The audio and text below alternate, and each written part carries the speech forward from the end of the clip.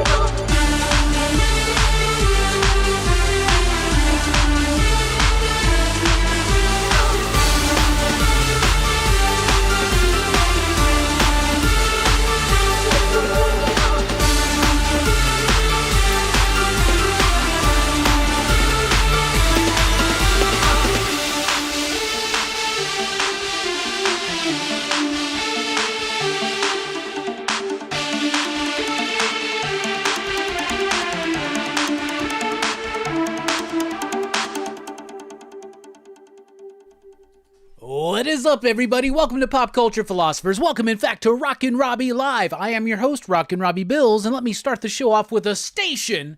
Pop, pop, boom. Be sure to click that like button. Hit the subscribe button if you haven't already. It really does help us out here at the channel. And share this stream out and let everybody know that this is the hippest, coolest place to be on YouTube in 2024 on a Sunday night at 7 p.m. Central Time. How is everybody doing? Hope you had a great weekend. I had a pretty solid weekend, a little bit of a chillax weekend. I got to spend some time with my family this week. And then on Friday, got up, we did the Dynamite show. I watched this movie called Necromantic, which was absolutely insane. We talked about that today on Blood Splatter Chatter for some bonus blood in the midst of Horror Fest 2024 over at Blood Splatter Chatter, my buddy Verno's channel. So check that out if you missed it. What else did I do? We did the monthly comic book review. That's right. We did the monthly comic book review on Friday night. We had Damien, Eric, and we had Stu. It was a great show. Absolutely fantastic. Yeah, Cowboys won on Thursday, I guess. That's great. Auburn lost again. I'm not feeling that great about football this year for my teams. That's just me personally, but whatever. Let's see. What else? Oh, Friday night, I watched a live stream over at Sticky Goose Comics. Yeah, had a good chat with Bueller a little bit shortly after that. Saturday, I went to work, crushed it at work, went home. What did I do last night? I didn't go out. I didn't do anything crazy. What did I do? Did we watch a movie? We didn't even watch a movie, did we? What did we do? I don't know what I did. I don't remember what I did last night. Last night, apparently, I just dicked around or something like that. I don't know. Anyway, and then today, I had a great show with Verno and Spilio talking about Necromantic. Definitely the bloodiest and most transgressive film of this bloodiest and most transgressive horror fest. There it is right there, Necromantic. Y'all just check out the chat. See if it's something you want to check out. Oh, we did have my buddy Mark over at the shop doing a signing on Saturday. Mark Spears, who just released Mark Spears Monsters, which has sold out everywhere. They're going to a second print. Second print's super cool. Anyway, this is the show where we gather, we talk about movies, comics, pop culture, and a whole lot more. And I am so excited to be here. We got a little bit of a DC sneak peek tonight because my lunar shipment is late yet again. But I did take a look at some of the DC books that are coming out this week that I had early access to. So I checked those out, and I got a couple that I can talk about that haven't released yet, including Absolute Wonder Woman, and I cannot wait to talk to you about that one. I will share my thoughts later on in the DC sneak peek. We got show and tell, all that stuff and more, but even though it seems like we have a plan, grandiose it may seem and appear to be, this show is driven, fueled, if you will, by your questions, your thoughts, your comments, and your concerns. So get them in. What do you want to chat about? Let us know out there in the chat, and we'll take a look at you very soon. But first, I got to say, join the PCP Army. That's the official Pop Culture Philosophers Facebook group. And if you're on Facebook and or Instagram, you should definitely follow Pop Culture Philosophers there. You can follow me on X if you feel so inclined over at the Rockin Robbie, and you can support the channel by going to our website and picking up some merch or something at popculturephilosophers.com. You can also support the channel over at patreon.com/PCP, like these fine PCP patrons right there, or with the super chat, which are always welcome, and we do appreciate all the support. But all you need to do is click that like button. Share it out to everybody to let you know that it's going on. It's going down here on Rockin Robbie Live, the CBC Award nominated Rockin Robbie Live. So if you feel so inclined, vote for us over at the cbcawards.org. There is a link in the description below. If one of the mods here, are there any mods here? I see no blue wrenches here. Maybe there's not a mod here yet. But somebody, if you can, drop a link to the cbcawards.org. I'll do it. I'll just do it my damn self. Fuck it, we'll do it live. Why not? Anyway, that's the name of the game. Go vote for us over at the cbcawards.org if you feel so inclined, but please do vote for Fable for a Community Builder Award, vote for Two Gun Pedro for the Blue Wrench Award, and vote for 9-Panel Grid, our man Easy Dick Eric, for Best New Channel and Best Unknown Channel, and Nick Comic Culture whenever you see, and Go Figure Reviews needs all the help they can against our buddy Jim Mint Collectibles. So that's all we're going to say about that. We're in the midst of Horror Fest, y'all. We just had that great, crazy-ass stream about Necromantic tonight. But tomorrow night, we continue, so after this show, I should say, go over to Dylan's Horror Show. We're kicking off Wes Craven week for Horror Fest 2024. They're going to be talking about A Nightmare on Elm Street, the original. Tomorrow night at 8 p.m. Central Time, join us for PCP Movie Night. We're going to be talking about Wes Craven's first film, The Last House on the Left. And over at Blood Splatter Chatter, you can join them, the BSC crew, including me, talking about The Hills Have Eyes. Also, special announcement, on Wednesday night at 5:30 p.m. Central Time, we have Brandy Roderick here to talk about her latest film, Wineville. She actually wrote and directed this film. If you don't know who Brandy is, she was part of Baywatch along with Jason Momoa. She was a former Playmate. She is a former Playmate of the Year. She's been on like The Celebrity Apprentice and maybe I think The Surreal Life or something like that. But this is our first horror-centric interview that we've done. So the first of hopefully many. So be here out and support Wednesday at 5:30 p.m. Central Daylight Time as we bring on Brandy Roderick. We now pause for station identification. Get those stations out there in the chat and also let me know What do you want to talk about? What?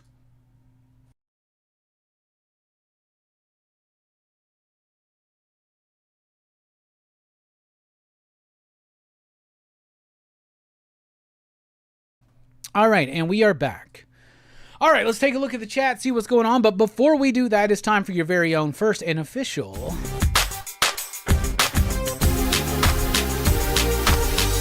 First Five. All right, going through the first five. We've been going through my DVD collection. These are things that I haven't upgraded to Blu-ray or for some reason just kept in my collection. We're going to kick it off with Masters of the Universe. I love this movie. We've reviewed it here on the channel before, but we've never reviewed it in what we call our PCP Movie Night live era. So definitely something worth checking out, worth checking out our previous review, but definitely worth us doing it again for our PCP Movie Night live show. I still only have it on Blu-ray. I do not have the DVD or the Blu. I only have it on DVD. I don't have the Blu-ray, but I will never get rid of this Blu-ray, because I have this nostalgia for these, like, clamshell Warner Brothers DVDs. Let's just say that. Next up, Mighty Morphin Power Rangers, the movie. I love this movie. We covered it here on the channel, but in the pre-live era, so we definitely need to cover this one again, and I need to upgrade to the Blu-ray. But this movie is very important to me and to my life. I'm a big Christopher Guest fan, so there is a copy of The Mighty Wind, or A Mighty Wind. I've never upgraded this one to Blu-ray. Same thing with Best in Show. Waiting for Guffman. I don't even have my DVD anymore, and I don't understand why. But I love these films. Mighty Wind is absolutely fantastic. And a couple Monty Python films here that I've never upgraded, but there is Life of Brian. That's the original DVD Criterion collection. This is one of my favorite pieces of cinema history that I own on DVD, and I will never get rid of it because I don't think they've ever done the Criterion version on Blu-ray, but I could be wrong. And also, I've got the 2-disc special edition here of Monty Python and the Meaning of Life. Absolutely love this movie. This one's a little bit less cohesive. So there's Holy Grail, which is like a bunch of bits put together, but they have a common theme. Meaning of Life is just a bunch of skits and bits. But Life of Brian is, like, to me, the best Monty Python movie. I absolutely love that movie. I think it's narratively cohesive and coherent. And why have we never covered Monty Python here? We should definitely do that. All right, anyway, that has been your very own and official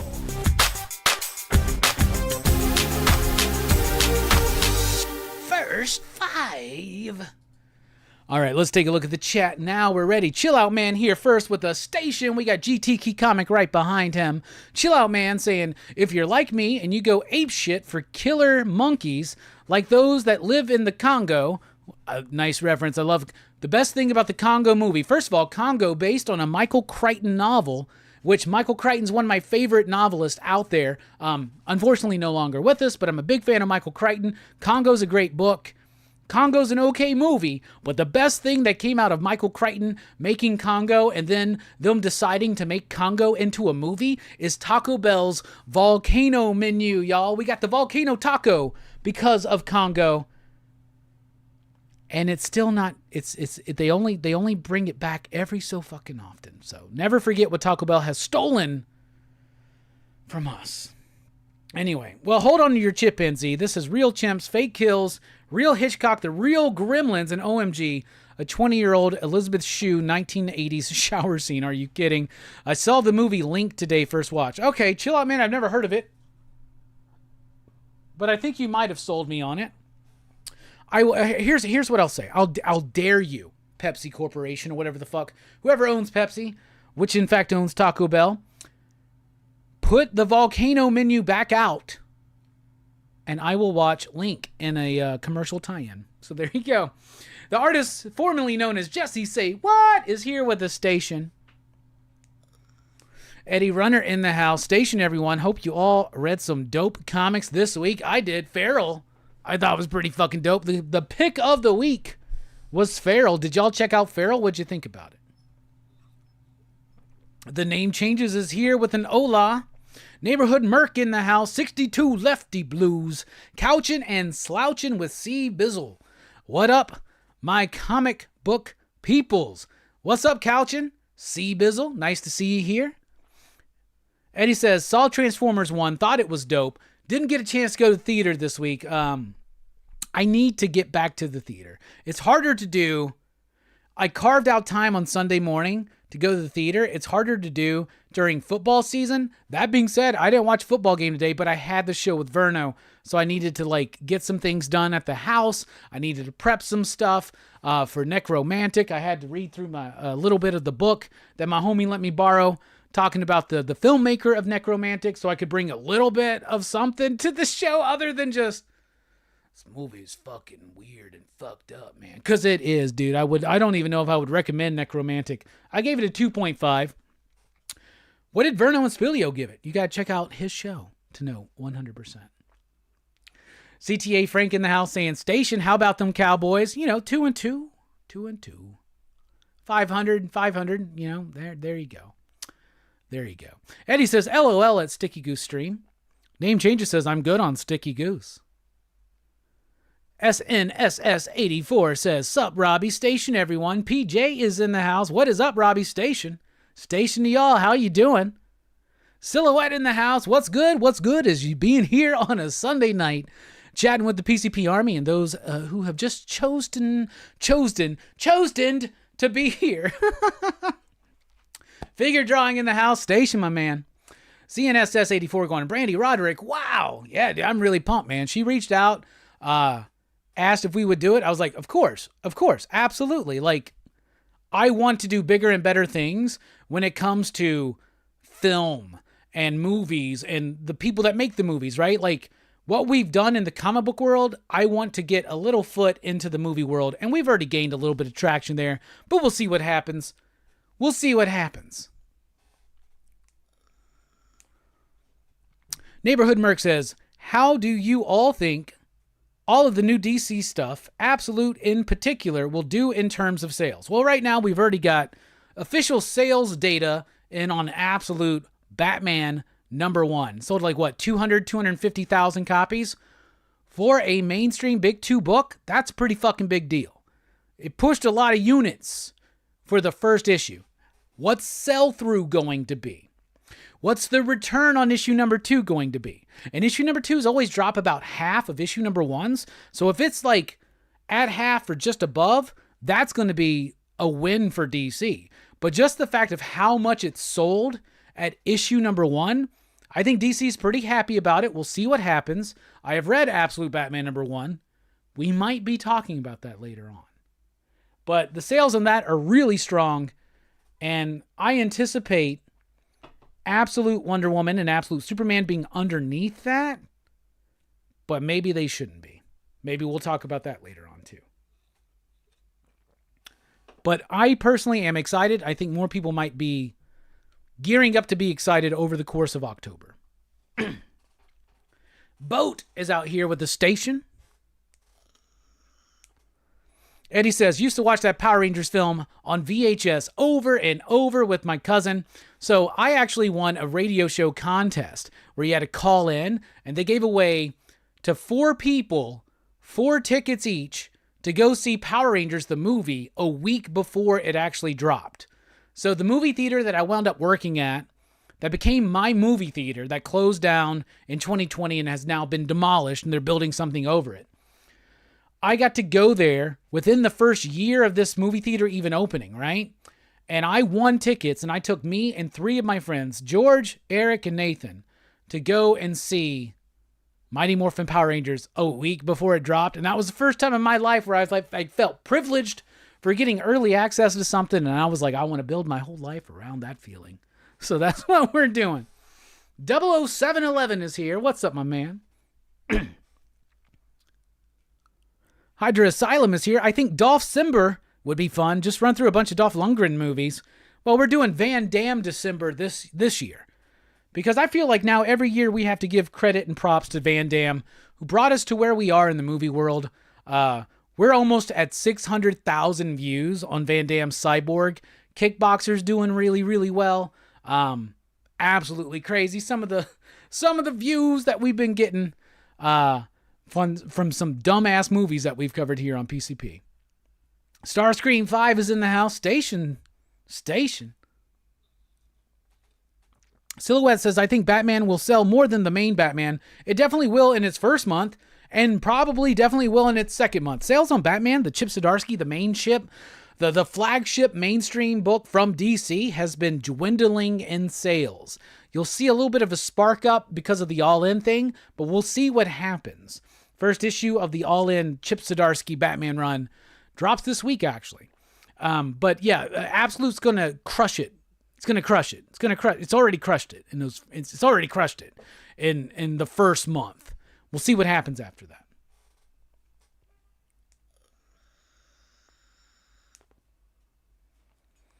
Hydra Asylum wants to point out to everybody, yes, totally cool, Jay. But the EXP will have Scott Snyder on a special Tuesday Talkin' Shop at 6 Eastern, 5 Central on October 8th. Yeah, you can plug that. I'll send you the invoice for the promotion. Eddie says, that's so dope, Robbie. Great memory. Yeah, I think so. It's a great one. Bueller is in the house. What's up, Bubes? Love you, man. What's up, buddy? I'm at a Waffle House in Tennessee. You're already in Tennessee? We'll stay there for a few days, man. I'm not ready until at least Thursday, motherfucker. Thursday, I got a show, actually. Maybe you can come in, but... Yeah, Bueller's supposed to be back in my area this weekend. We're going to have another fucking crazy-ass party. So it's going to be fun. Good to see you here, Bueller. Glad to see you're safe and doing well. We got Fable in the house. One collection down. PCP Station. Silhouette says, who should take over the Batman book after Zdarsky? So many people have written Batman that I don't know. Who should write Batman when they finally get Zdarsky off the book? Well, what you got to do is you got to look at somebody who's been making a name for themselves at DC, right? So that it's more probable. Who at DC right now has been putting in enough work to get to Batman? I don't know, because for instance, Tom King was given Batman when he hadn't really done enough yet, I feel like, right?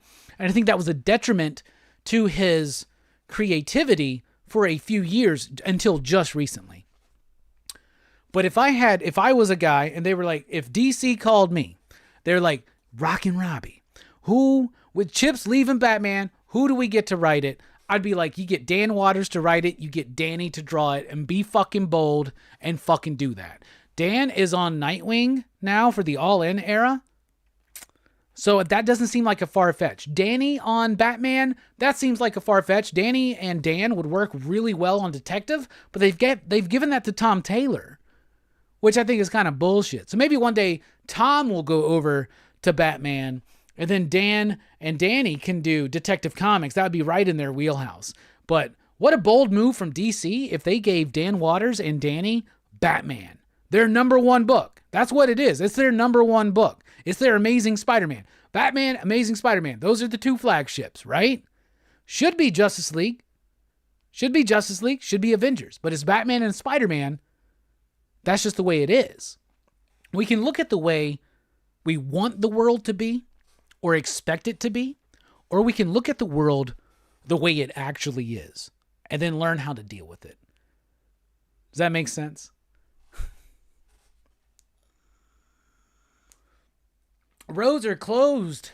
Headed my direction, going to camp for a couple days. Oh, because of all the flooding and shit. Yeah, dude. This big music festival, first year that we started here in Huntsville. Had a show last night. TLC was there. Juvenile was there. Candlebox, Gin Blossoms, Gwen Stefani. Tonight was supposed to be Blink-182, Beck. Tom Morello played last night. Blink-182, Beck, I didn't get tickets because they were way too expensive. I'm glad I didn't, because we are in the midst of like total rain. And that whole park was drenched in rain, and all the people there made it just a big mud pit, and they did not want a repeat of Woodstock 94, and they canceled it today. So a lot of pissed off fans.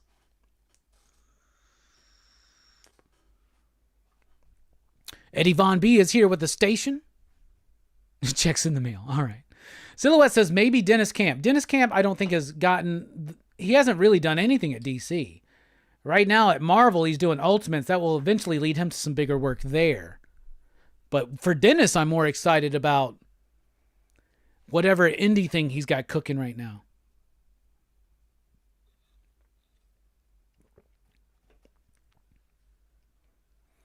I wish Dan Waters was still on the table. I think he is. Sleepy Reader 666 is here. What's up, my man Damien? How you doing? Station. Great to have you on the Best Comics of the Month stream on Friday. That was such a fun show, man. Triple B Hardcore Comics is here. Says, cool show. Well, brother, you got a cool show as well, man. Hammer Time Holshoe is here. Station, bro. I hope you're getting ready for Scarefest, man. I am ready to make some connections. We already got our first horror interview lined up for this Wednesday. Brandy Roderick, former Playmate of the Year, formerly of Baywatch. She has written and directed a film called Wineville. It is a horror film that has some vibes of some 70s shit, right? And I was going to do a review of Wineville, but I felt like maybe I shouldn't. Right? Maybe I shouldn't. But I did watch it last night. That's what I did for Saturday night. I watched Wineville. I did like it.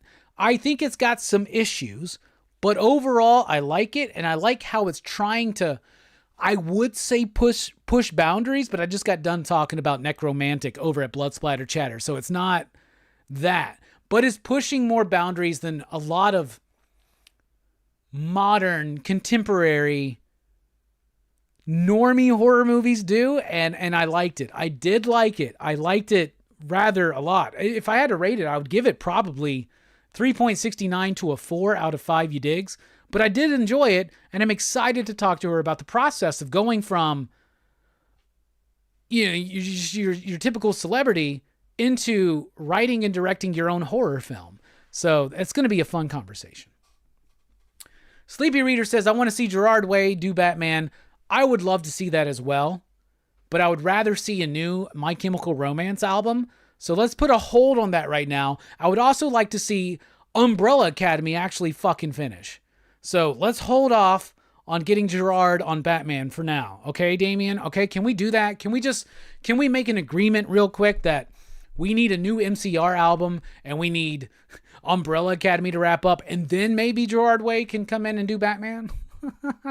It would be like a Grant Morrison-y Batman. You mentioned that Gerard Way's got a lot of Grant Morrison influence. Yes, absolutely. They're like basically best friends.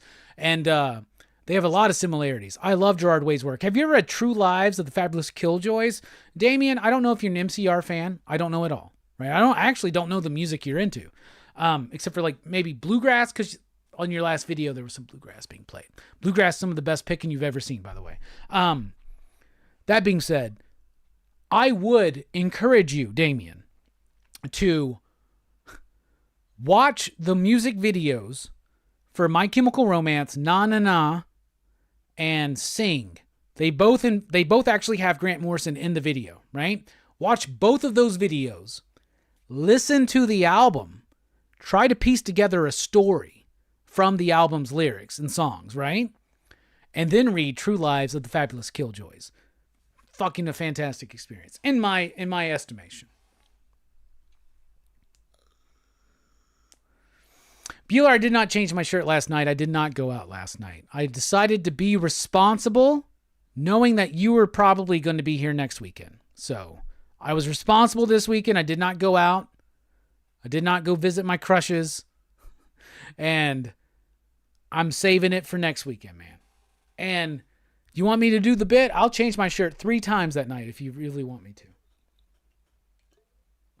Garth Ennis on Batman? I don't know if I'd like Garth Ennis on Batman. I don't know. Garth Ennis doesn't really like mainstream superhero comics, so I don't know if Batman's the book for him. I'd like to see a revitalization of Hitman. That'd be cool. Him and John McCrea, especially with John McCrea's newer style, that would be really dope. Eddie says, please reunite the Coffin Bound team on anything. I agree.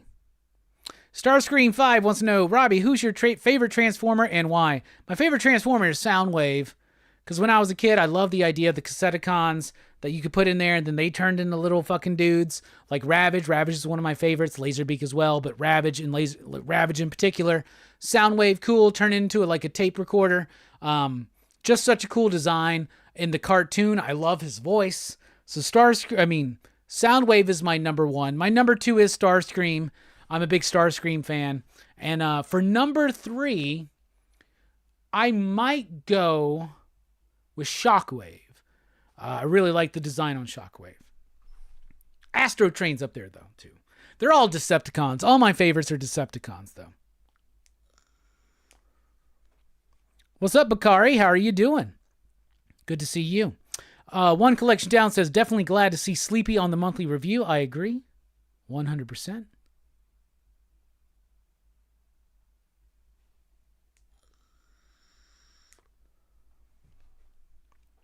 Billy Powermax is here. Billy, haven't seen you in a while. Good to see you here, buddy. How's your comic coming along, man? I told you, send me a copy. I'll proofread it, man. Let me know. Funk Doctor says, sup, Robbie? That Andre 3000 show was a whole vibe. What Andre 3000 show? What are you talking about? Andre 3000 did a show? Did you go see a show? Paul's here, says, hey, Robbie, love your station and your enthusiasm for comics. Too much negativity from some YouTubers. Yeah, we try to be positive. We call it how we see it, though. Sometimes, when Marvel does some bullshit, like their new current red band trend, we feel responsible for calling that out. And if any other publisher did some bullshit, we'd call that out, too. And that's what we do. But thank you, yeah. This whole channel started over a love of movies, comics, pop culture, and more. Fable says, Robbie would probably recommend it, but nobody watched Necromantic. No, I said earlier, Fable, I think before you showed up, yeah, we talked about it. I don't know if I would ever recommend it to anybody. Damien says, okay, way Batman in 4 years. All right, 4 years is not enough time for him to do all the rest. There's supposed to be 4 more books of Umbrella Academy, man. They've only done 3, and it's been over 10, so maybe we need 20 years.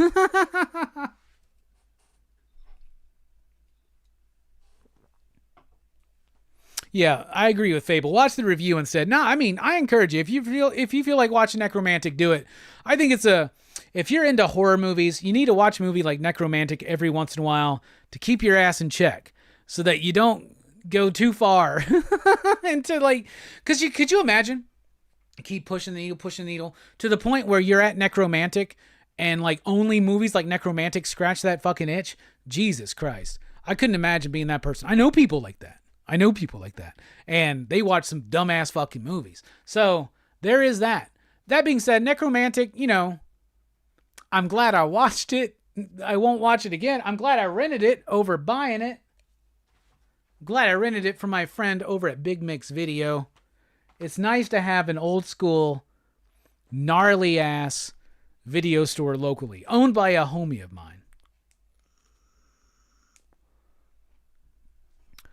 00711 says, good point. We were treated with a prequel, not a finale. Umbrella Academy, You Look Like Death. Yeah, that's a different thing. The 3 official Umbrella Academy books, Apocalypse Suite, Dallas, and what was the third one called? I don't even remember now. Anyway, we need Umbrella Academy to finish. Sleepy says, I have not dug deep into My Chemical Romance, but I do like what I have encountered. Hell yeah. Fuck yeah. We get Anthony in the house. His Paranoid Gardens is very Morrison-like, in my opinion. It is, and that's, I think, what Damien was saying. Paranoid Gardens is great. He's co-writing that with Sean Simon. True Lives is co-written with somebody. I don't know if it's Sean, but it's co-written with somebody. I know that Sean co-wrote the second True Lives of the Fabulous Killjoys was National Anthem with Leo Romero on the artwork. I like that one too, but not as much as the original. The original, though, that comic and that album and those videos are meant to be one story. And the way to do it is to watch those videos to get what the story is. Listening to the album, you can piece together that story, and then read the book, which takes place after the story of the album and the music videos. But I'm loving Paranoid Gardens. You ever get into Buffy comics? Absolutely. I got some Buffy comics right there. I love Buffy. It's one of my favorite TV shows of all time. I love Angel as well. I got some Angel comics. I got some Buffy comics. They're not always my favorite, but there are some that I really do like. For Buffy, my favorite Buffy comic might be Ring of Fire. Who wrote that? Was it... I can't remember who wrote it right now. Ring of Fire is great. I love that book. That's really good. Jane Espenson did some good ones too. When the Buffy writers are doing the Buffy comics, they work for me. Season 8 started great, went off the rails. Season 9 stuff was all right. And Angel, the After the Fall stuff was pretty solid. But yeah. I do fuck with some Buffy comics. I didn't like the new one from Boom as much though. Didn't like that. Eddie says, Soundwave all the way, the cassettes. Billy says, Garth Ennis needs to reboot The Punisher again like he did in the early 2000s. Read Get Fury. You got Garth Ennis Punisher right now with the book Get Fury. It's a sequel of sorts to Punisher Born. Fury and Frank Castle, written by Garth Ennis. It's happening now, Billy. Go buy it. Read it. It's good. Are we still going to get Batman the Barbarian? Was looking forward to that. Smallwood. Yeah, it's still coming. I don't think it's hit FOC yet, though. Bro, the new Transformer movie better be good. I'm hearing really great stuff about it.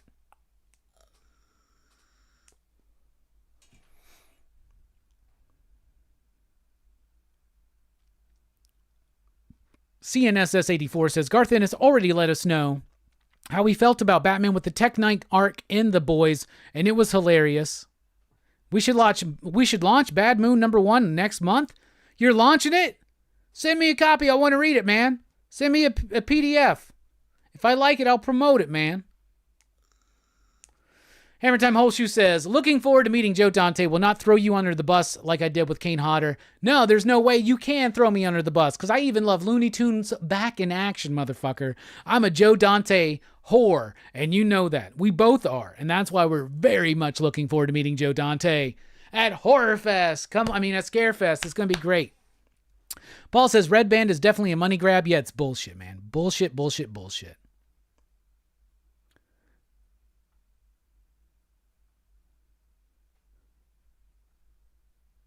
Oh, that's right. Funk Doctor says last Sunday I told you I was going to go see Andre 3000 perform. You went on about a whole Love Below rant. Yeah, I did. Did he do the flute shit? Is that what he did? Did he do the flute shit? Hey, what's up, James? How you doing? Hotel Oblivion. Thank you, 00711. Hotel Oblivion is Umbrella Academy Book 3. Fable says, been stacking Paranoid Gardens. I like the premise. What's the fucking premise? I don't understand the book at all, but I love it. James says the comic Dead World would make an interesting zombie flick.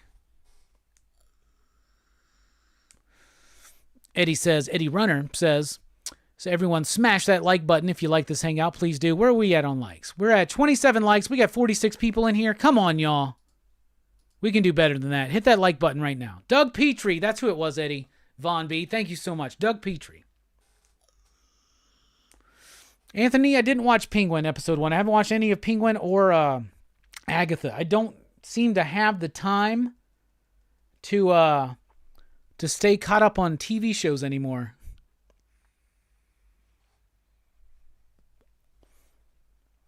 Do you know if the Hulk Hogan biopic with Chris Hemsworth is still happening? I'm not sure about that. I've heard both. I've heard that it is happening and that it's not. Fable says, I don't like this narrative going around that Transformers 1 is the best Transformers movie. Still got to see Transformers 1, though. Well, I hear it's really good, but you can't beat 86, man. You know what I'm saying? But most of them probably forget about that and don't think about it. Southern Devil says, what's up? Voted last week. You got a lot of votes. Thank you so much, Southern Devil 08. We really do appreciate it. Triple B says, can't wait for Terrifier 3. What do you think about Damien saying Terrifier 4 is already in the works? Good for him. Art is the next horror icon, regardless of what I think about those movies. I'm not a fan of the Terrifier movies, but I am a fan of Art the Clown. Does that make sense? Is Batman White Knight from Sean Murphy over? John in Pensacola, I don't know. I know that Sean wants to continue to do it. Does DC want to continue to pay him to do it? We shall see. But I do believe there is more on the horizon but nothing's been announced. Funk Doctor says it was all flute shit and it was all pure uncut dope. Hell yeah. James says the Micronauts also would be interesting as a film. That would be interesting. Yeah, I would like to see reproductions of the original toy line personally. Southern Devil does not like Agatha. Billy says Penguin was a pretty solid watch. Not interested in the MCU. Okay, the MCU's agony hotness. What the fuck? What is the Horror Fest movie tomorrow night? Tomorrow night. Well, that's the wrong button. That was where we started. Tomorrow night on Horror Fest, on PCP Movie Night, The Last House on the left. Wes Craven.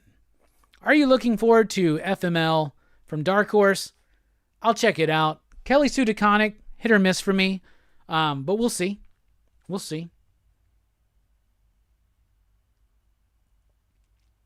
Chill Out Man says, makes complete sense, Robbie. I don't like DC, but I love the Joker. I'm excited to see the new Joker movie, even though it's not been getting good reviews.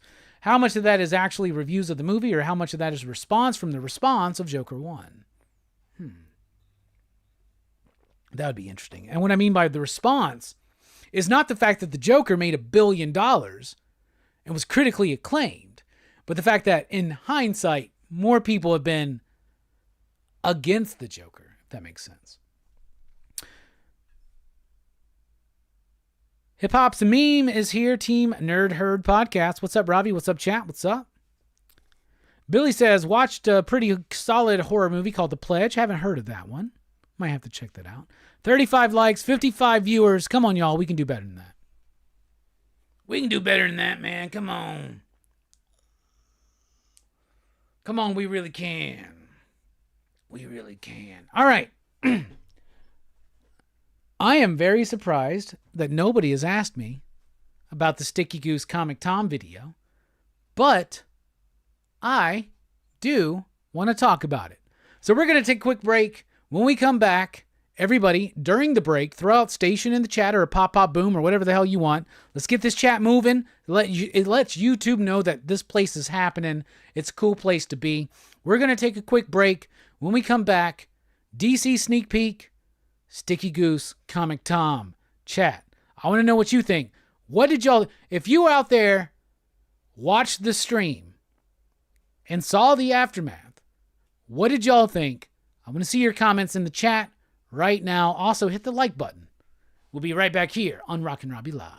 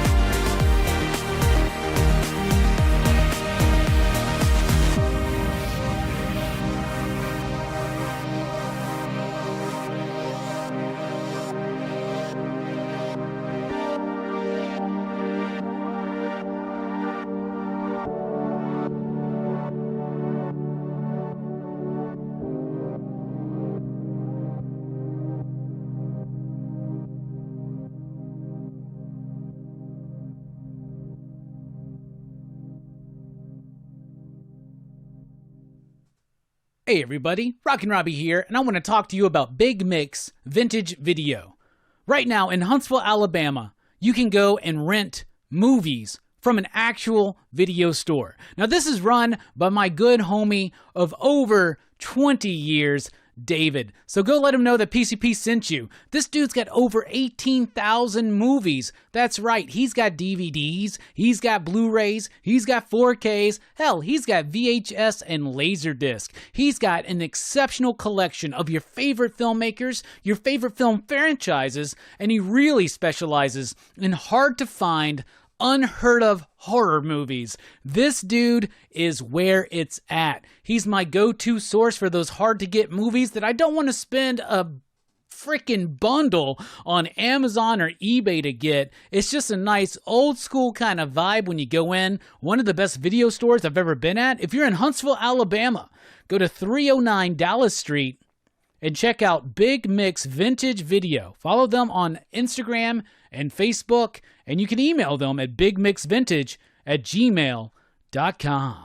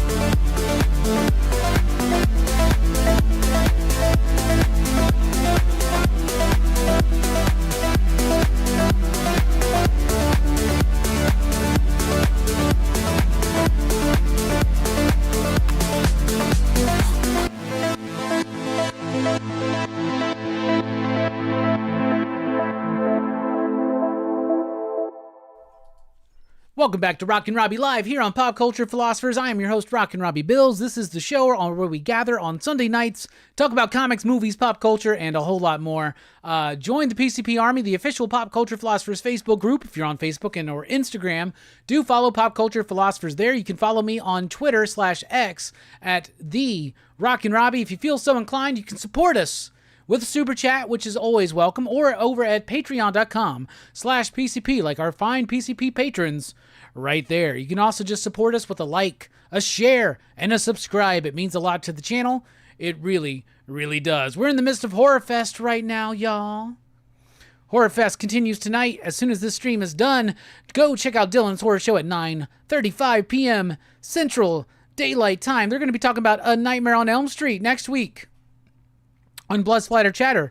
That is this Thursday, I should say, at 8 p.m. Central Time. Join me and the crew as we talk about The Hills Have Eyes. But tomorrow night, join us here on the channel for PCP Movie Night as we talk about Wes Craven's first film, The Last House on the Left. We also have Brandy Roderick here on the channel Wednesday at 5:30 p.m. Central Time to talk about her new film, Wineville. All right. When I last left you, I asked you, what did you think about the Sticky Goose Comic Tom thing? We'll be talking about that here in just a second. We got the DC sneak peek coming up as well. But while y'all are getting those thoughts in, I don't share a lot of my collection. It's something I want to start trying to do more of. I'm getting pieces of the collection tightened up. I've been doing a little bit of a purge. I've been trying to tighten up toys, tighten up comics, tighten up graphic novels. Hell, all that shit, right? So that's what we're doing. But I did want to share something. How about this? Sunday Shelfie. We're going to start trying to do this new thing.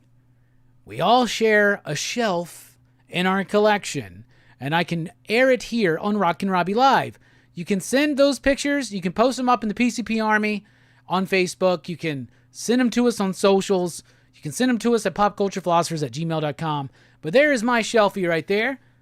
At the top, you can see part of my Masters of the Universe collection, mostly vintage.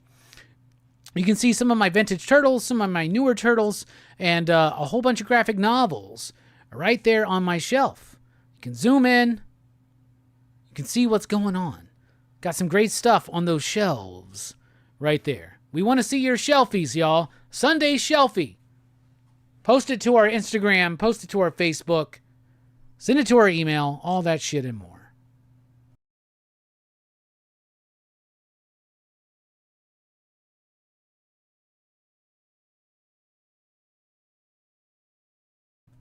All right, let's take a look at the chat. Find out where we were. Eddie Runner says, DC All In begins this week. Gonna grab off the shelf the Wes Craig wraparound. DC All In was pretty dope. We'll be talking about that here in a minute. 00711 says, PCP Army is too full of love and respect to get sticky goosed. I think he tried, but it didn't work. PJ says, Robbie, did you find all of the pizza discs from the last stream? Thank you for asking. I found 7 of 8, so there's still 1 missing, but I did find 7 of 8 of my pizzas from my pizza tosser. Playmates remake of the original Playmates pizza tosser toy. But there is still fucking 1 somewhere in the studio, and I have not found. But I did find 7, so thank you for asking. Triple B says Easy versus Dre. Because when you diss Dre, you diss yourself, motherfucker. Blood Splatter Chatter says, I didn't watch it, but I'm passionately against it and for it. What are we talking about again? Exactly. Funk Doctor says, pop, pop, boom. Sleepy Reader says, Sticky Goose is old news, I hope. Fable says, Goose was way in over his head. He made a video today admitting that. Hopefully that is the turning point he needs. Come over to the station way. Raphael says, I think Goose needs to hang it up. He's had his 15 minutes. He couldn't even change his content and be more successful than he is already. Eddie says, spread positivity, not drama. Raphael says, agreed, spread the love. Lee Zepp says, there's levels and Comic Tom is top shelf. Simpleton says, not gonna lie, I don't know what or who Sticky Goose is. Hammer Time Holshoe says, my brother and I were debating seeing Blink 182 tonight, but the whole festival got canceled. Yeah, everybody turned John Hunt Park into a fucking mud pit, bruh. It would have been like Woodstock 94. You would not have liked it with your anal retentive ass. Trust me, you would not have liked it. Chill Out Man says, do yourselves a fave and hit the like button. You can thank me later. Hell yeah. Hydra Asylum Comics says, if wanting to be positive and lifting up other comic YouTubers means our channel never hits 500 subs, so be it. In a world of negativity, be a Rockin' Robbie. Aw, thank you. Unless I'm talking about Marvel Comics. Figure Drawing says, he will never change. He's a mean-spirited hack that has always tried to punch down. Well, Comic Tom showed him what's up, and now Goose is scrambling. His recent video was fake. Damn, harsh words from Figure Drawing. Eddie Runner says, that whole situation made me a Comic Tom fan.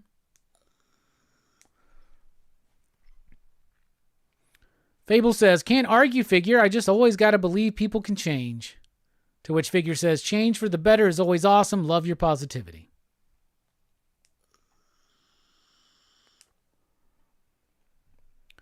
Fable says, we got to stay positive even when everyone else around us isn't. It's the station way. Hell yeah. Yeah, zombie will eat you, James. You better watch out for them. Bueller says Robbie's my Poliwag. Thank you for calling me a Pokemon. I appreciate it, brother. Maybe we can get some Poliwogging done this weekend. You a fan of Pogo? 48 likes, 56 people watching. Come on, y'all. We can do better. YouTube doesn't like it when we have less likes than we have viewers. Come on, y'all. Robbie, what's your favorite series in the Timverse? Batman Animated Series, Batman Beyond, Superman the Animated Series, Justice League Unlimited, etc. And opinion on Young Justice and any other comic animated series. My favorite is Batman the Animated Series, the original. I think that shit is amazing. I like the others, but the original run of Batman the Animated Series on Fox Kids, superb, top notch. Like somebody else said, there are levels, and then there's Batman the Animated Series, right? So I would go with that. Young Justice I tried to get into and just couldn't, so I've only watched like a handful of episodes, so I'm not really well versed in it. As far as other comic book animated series, I love the original X-Men animated series, of course. I love the Fantastic Four series from 60s, early 70s, something like that. I like the Spider-Man series. I like the Fantastic Four and X-Men series that Fox did too, in the Marvel Action Hour. Avengers Earth's Mightiest Heroes was pretty good. But I don't watch a lot of animated series. So, but yeah, Batman the Animated Series to me is the GOAT. Billy says, Hills Have Eyes is probably one of the most disturbing movies I've ever seen. Well, you've obviously never seen Necromantic. What's Sticky Goose Comic Tom fiasco? Well, Sticky's been calling Tom out on his channel for a while. They set up a live stream. They had a live stream, and if it was, I will say this. If it was a heavyweight championship, like boxing match, Sticky Goose got knocked the fuck out. He got embarrassed on his own channel. He got made to look like an unprepared individual. I don't know anybody that watched that stream, which I guess we could say it's like a debate, because it winds up becoming a debate, right? Like an interview / conversation winds up becoming a debate.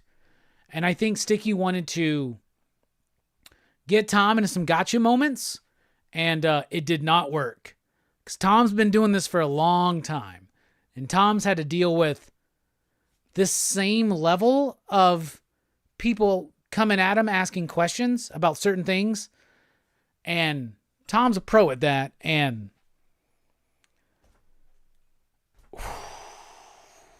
let's run through some more comments. I'll give you my full thoughts.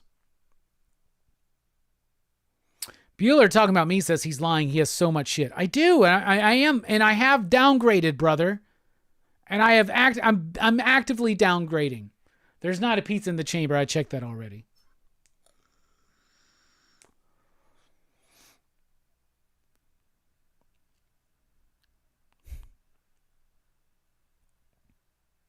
Eddie says, Comic Tom went on Sticky Goose's channel and clowned him.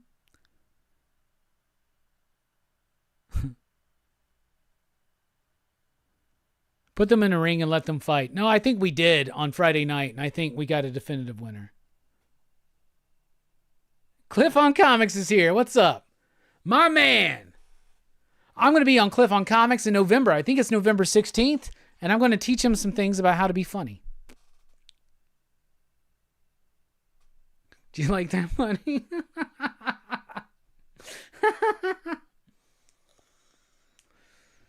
Kiefer says, I'm so far behind on the Sticky drama. Good for you. Just watch the stream on Friday with him and Tom.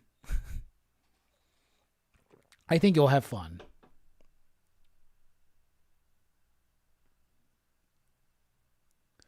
Joe says, I just got here. Did you see Megalopolis yet? No, but I need to before it goes away. It may only be in theaters for a week, but I have not seen it yet. Have you, Joe? What'd you think?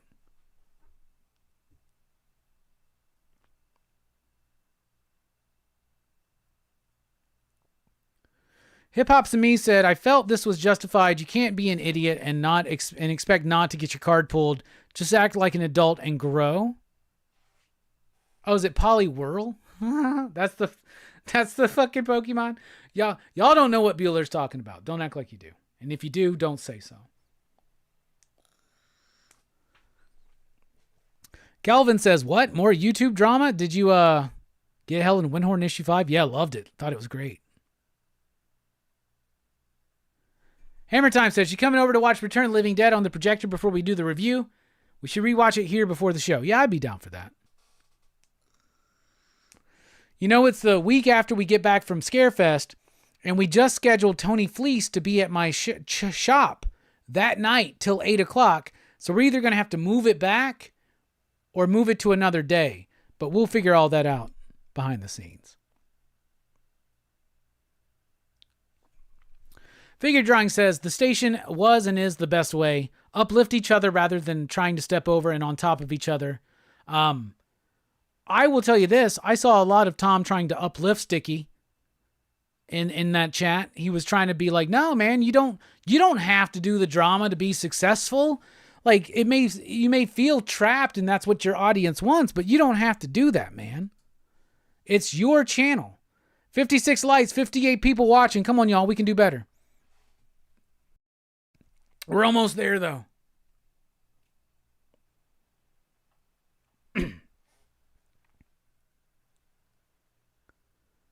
Anthony, I'm not familiar with any of them. JoJo Gundam or Yu Yu Hakusho? I'm not familiar. I know what Gundam is. I know what JoJo is. I don't know what the other one is, though. John might know. Figure says, in my opinion, the fact that Goose didn't even bother to prepare whatsoever was extremely telling. I think he prepared... see, here's the thing. I don't super prepare for a lot of my streams, right? Like, I don't. Like, when I do an interview, like, I'll watch a couple of interviews with them just to kind of get to know their personality, to know, like, if I can fuck with them or if we just need to keep it straight or what, right? That kind of thing. And I guess my life is research, reading books and shit like that, watching movies and stuff. But I think that Sticky had an idea in his head that this conversation was going to go a little bit differently, but he also came at Tom, I think, a lot harder than he did at other people. And I think that Tom's response really took him by surprise. I don't think he was expecting. I do think he prepared, but he didn't prepare for who Comic Tom is, if that makes sense. Not that I know Comic Tom personally, but I consider him a homie. He's a contemporary of mine. We came up around the same time. He's a bigger channel than me. I've worked with him before. I've been on streams with him. I've met him in person. I've always considered Tom a super cool dude.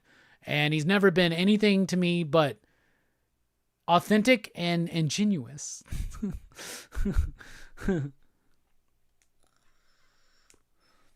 Fable says, Tom is a pro. Definitely got to hand it to him. He will forever be in my good graces for coming on to my small show. Hell yeah, dude. He was trying to plug his book Crashdown at the time, though. William says, R.I.P. Chris Christopherson. That's right. And the dude from Beverly Hills Cop. Both of them passed away, announced today. Hydra Asylum says, it's hard enough getting people into the comics realm. Having to see them folks like that isn't helpful. We need positivity to keep this culture I love going. Yep, New York Comic Con in 18 days, so is Scarefest. Same weekend. The Bubes says, Sticky has an opportunity to change course and possibly find something he and we can all appreciate. I hope this next chapter he has ahead of him on his journey is honest and noble. I'm rooting for him. Nicely put. Figure says, also in my opinion, Goose has restored to bowing down Tom, his latest video, because all of the people clowning on him and not because he feels better for being a drama channel. Well, I'll tell you this, Figure. I don't know Sticky in person. I don't actually know him. I've had very little interaction with him. The interaction I've had with Sticky was when he popped into the chat last week, and I told him, hey, welcome to the chat station. Everybody say what's up. Outside of that, I sent him a message saying thanks for popping into the chat, and his response was Station PCP Army. That's the only. I don't know him. I do not know him whatsoever. I have watched very little of his content, but I've watched very little of even my homies' content here on YouTube, because if I ain't got the time to watch Penguin and Agatha all along, I definitely ain't got time to watch Sticky Goose. But I have watched some of his stuff, mostly involving me, because I'm that kind of narcissistic asshole. But I have watched other videos of his, and I've seen videos of his that I thought were really solid. There's one where, like the one I think Tom mentioned, where he's going through his X-Men collection. It's pretty dope. It's good stuff. Those kind of videos may not perform well, but it really does. Here's the thing. What's more important? The views? The subs? Or, what I think is most important, the engagement. What's the engagement like? And, he did get one thing on Tom where he looked at Tom. He's like, you don't respond to any of your comments. And Tom was like, you know what? You're right. And maybe I should. I was like, oh, fuck. I never respond to my comments anymore. I used to set a timeout every day, like a 10-minute chunk, to respond to comments. I don't do that anymore. Fuck, maybe I should do it. Maybe that's like the first step of losing touch with the community, is not responding to the comments and expecting everybody to be here on Rockin Robbie Live or some shit like that, right? I should do that. Tell you what, if you think I should respond to comments on my videos, put out a 1 in the chat. If you think I shouldn't, put out a 2, and let's let the chat decide.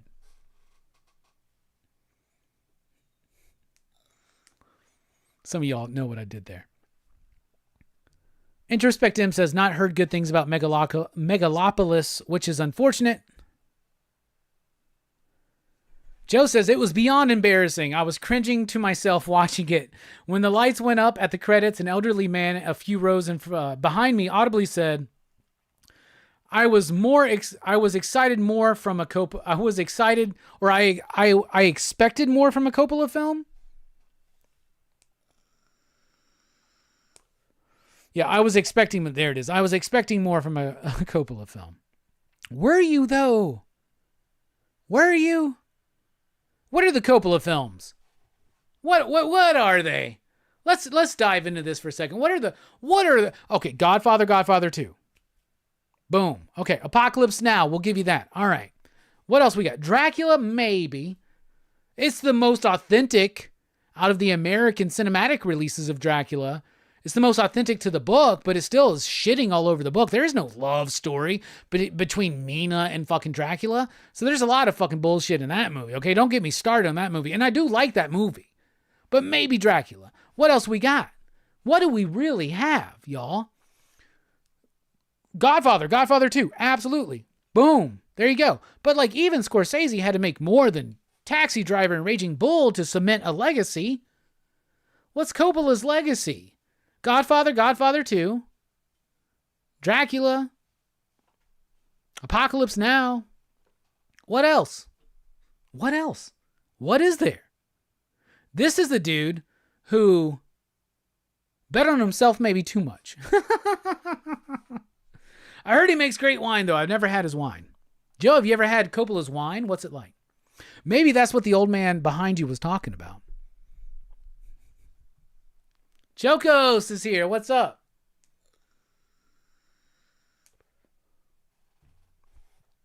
Eddie says, Yu Yu Hakusho is a dope manga and anime about a guy dying and going to the spirit world. Never heard of it. I got to make sure we're stocking it at our shop then. Because I do the manga orders, and I could be better at that probably.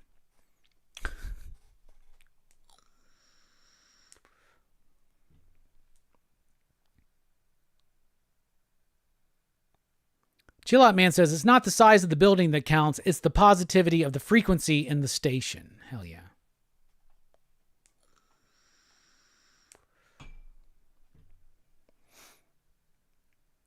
Figure Drawing says, but Robbie, you are innately knowledgeable in multiple dimensions. You are a super interesting guy. I put the super in.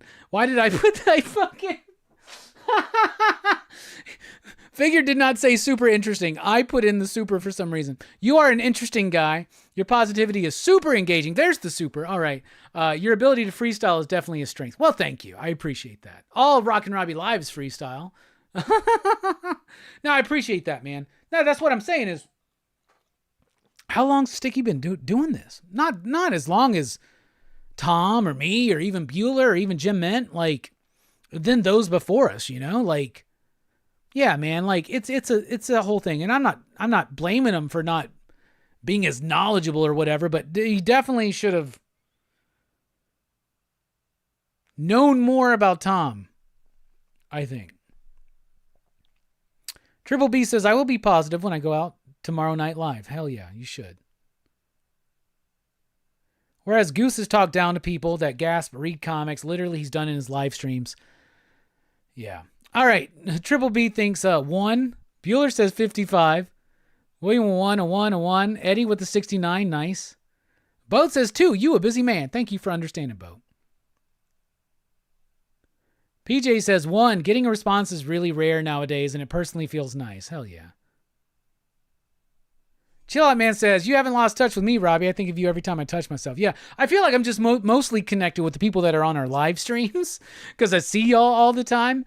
But yeah, I should probably fucking comment more on the videos too. PCP Army knows you got the love. Yeah. Well, Bueller says 8675309. Is that going to be your karaoke song? Are we going to get you a karaoke song in this time? Coppola did Jack too. All right, Doubles.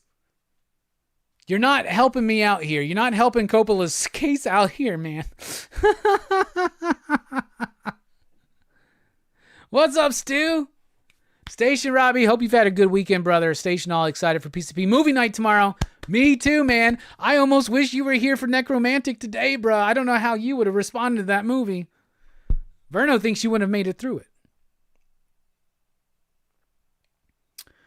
Kelvin is with a lot of manga and anime. Akira for sure. Love Akira. Vampire Hunter D. Love it. Fist of the North Star comic. I love it. Street Fighter. That's a good one. I've seen that. Yeah. You're like me then, man. We're a little bit more old school. Neon Genesis is one of my favorites. I love Escaflowne. I love Samurai 7. What else do I love? I love Blood the Last Vampire. I love Akira, of course. I love Akira. Katsuro Otomo is one of my goats as far as comic books. And manga to me, they're comics. They're just, it's a different format from a different culture, but it's still comics. Okay, y'all? Can we stop this bullshit about manga is not comics? That's bullshit. 61 likes, 56 watching. Congratulations, PCP Army. Y'all are great. Didn't he make Dracula with Gary Oldman? Yeah, that's what I was fucking talking about, Fable. It's still not the greatest. Answering all of your comments, Robbie, why don't we just start another group chat? I don't want to be part of any more group chats. I'm like Bueller. Don't add me to any more group chats. I'm fucking done.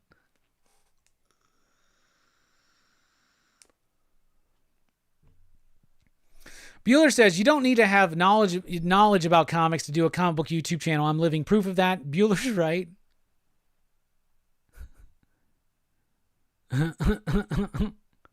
All right, here's the thing. If we hit 69 likes, I'll give you a free Hellboy song. Because we haven't gotten a super chat in a few weeks. Not here on Rockin Robbie Live. But here's what I'll say. First thing, I watched it.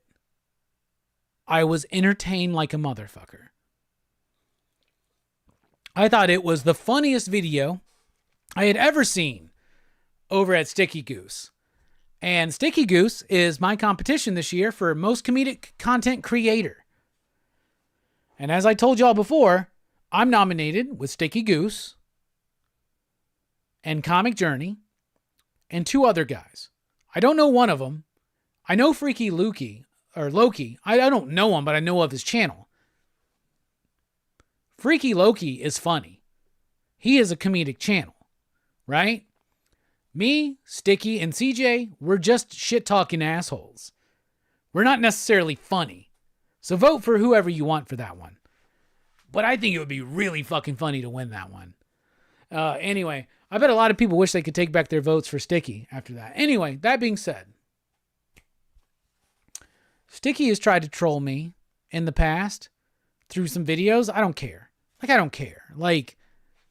Talk shit. Talk shit just means that I'm somebody to talk shit about. That's awesome. That's great. When I talk shit about Tom King, it means that Tom King's in a position I'm punching up. Talk shit about me. Talk shit about Tom. Talk shit about Bueller. Talk shit about Gem Mint Collectibles. That's fine. We're good. We can handle it. Right? Figure mentioned this, and I haven't watched all of the roast video and all that shit, but I've heard from people yeah, but he's also going for people that are smaller than him. That's punching down. Right? And there are some people out there in the comic book community, this wonderful community that we have all built together, that the PCP Army is a part of. But a very core part of, I believe. There are people out there that just have a few hundred subscribers, or maybe just a couple thousand, and they're not trying to grow. They're not trying to be a Comic Tom. They're not trying to be a Gem Mint. They're not trying to be a Bueller or a Robbie or a Comics Explained or a Comic Historian or a Comic Pops. They're not trying to be a Comic Tropes. They're not trying to be a Cartoonist Kayfabe. They're not trying to do that. They're just here to share their love of comics with a community that supports it. And he does kind of punch down a little bit to those guys. That doesn't sit right with me. That being said, I am very, very fucking proud of Comic Tom. Tom killed it. Killed it. Killed it. Slayed it. What have people been saying? He cooked the goose. The goose is cooked, right? That did happen. That did happen. And let me tell you something. I'm not a perfect individual. I don't think Sticky is. But I don't know Sticky. I don't know his personal life. I know some people's personal lives. John Spiliotopoulos, I know his personal life. Fable, I know a little bit about his personal life. PCP Army Bad Batch, I know a little bit about them. Bueller, I know your personal life. Jim Mint, I know his personal life. I don't know Sticky at all, right? But I am very proud of Comic Tom for sticking up for himself. Number one, why? Because this is the dude that we were on when we were on Comic Gories. Me, Bueller, Jim Mint, and Tom. It was the Big Dogs edition, they called it.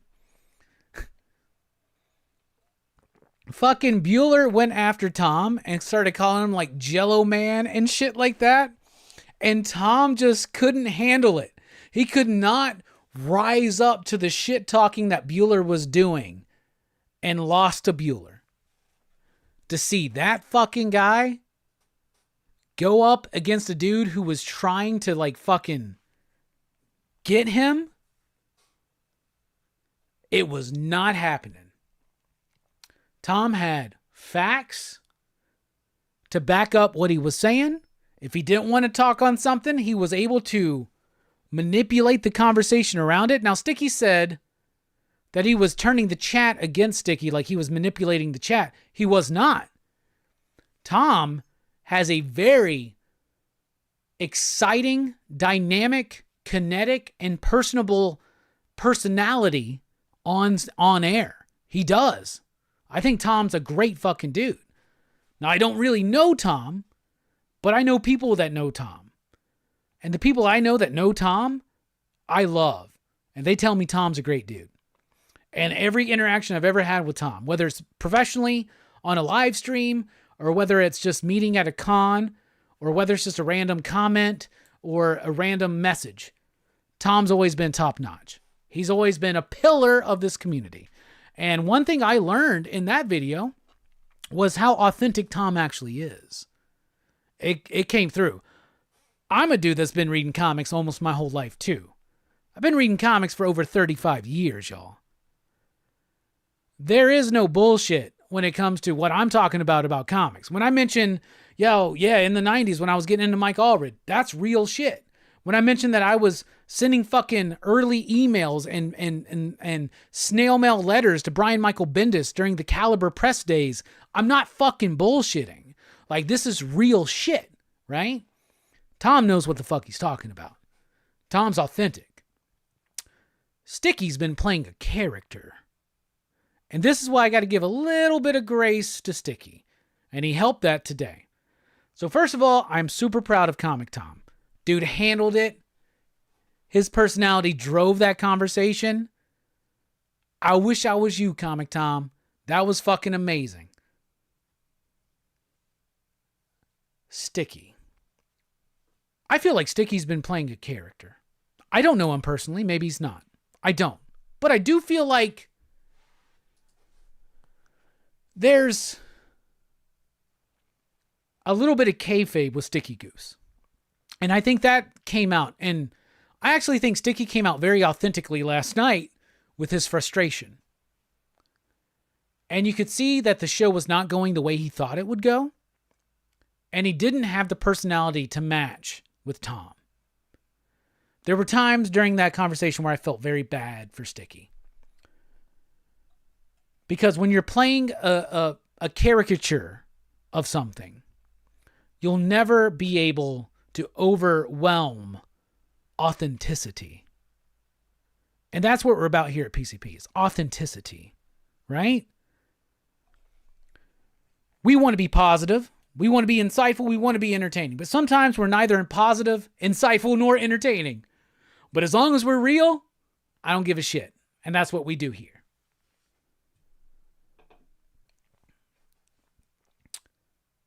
Sticky, I think,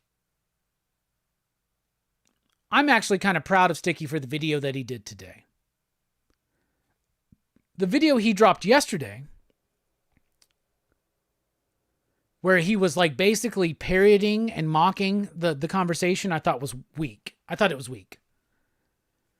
But the conversation he had today, well, not the conversation, but the video he did today, he basically took the L, he owned up to it, and he said that I have a lot of thinking to do. And I feel like this is the time right now where Sticky could embrace the tenet of station. I'm not saying he needs to be out there going station, station, pop, pop, boom. That's not what I'm saying. I'm not saying join the PCP army or anything like that. Station means be excellent to each other. Tom got wrecked. Or my bad. Sticky got wrecked by a dude who was coming at him with positivity and who did nothing but defend himself. He never said really a negative thing about Sticky or his content. He said, it works for you, that's fine, but you don't blame your audience for having to make this content. Yeah, you could be that dude that feels like you got to make content that your audience wants, and you're going to be chasing your whole fucking life. Because this YouTube algorithm fucking changes all the goddamn time. Who fucking knows what they want? Long form, shorts, regular videos, lives. It shifts and changes. I've been on YouTube almost 10 years. Y'all know that next year is the 10th year of PCP. If you don't think we're taking that PCPX branding to the extreme, PCP extreme. If you don't think we're gonna do that, you fucking fooling yourself. You're fooling yourself. You can play bits, you can play characters, right? But the authentic person has to come behind that. I think there's something very authentic about Sticky Goose that he could continue on with. And I hope to see that. I do. And if you just want to say, fuck it, double down, and continue to be the shit stirrer, I'd like to see that as well. Come at anybody. Fucking do it. See what happens, though. He went up against a big dog, and I'm proud of Sticky for making that video today, honestly. Like I said, I don't know him. I have no stakes in this shit. I don't even really know Tom that well. So I have no stakes in this. So I'm looking at it as an observer. Tom fucking moited Sticky Goose and embarrassed him on his own fucking stream. And Sticky now is at a crossroads. And the message I would give to Sticky, if he would listen, would be like, you can play a character, you can do the bits, but do it with authenticity, humor, punch up, don't punch down, and do it out of a place of love for the community and for the industry. That's what I would say. Got a lot of people popping into the chat now. Let's see where we can get back to. Bueller's the shit talk master. Adamantium says, I saw the vid. Sticky came back with a heartfelt response, apologizing vid. He really made it up for it on that one. I think so. I think so too. That was the most authentic I've ever seen him be. And that cannot have been an easy video to make. And like I've said before, anybody who puts themselves out in front of anybody here on YouTube, nothing but respect. It's not easy to do. It's not easy to get on YouTube in front of hundreds, if not thousands of people and be authentic. But Sticky really was today. I hope that we see some good out of it. I really do. I like Sticky. I think he's a good part of this community.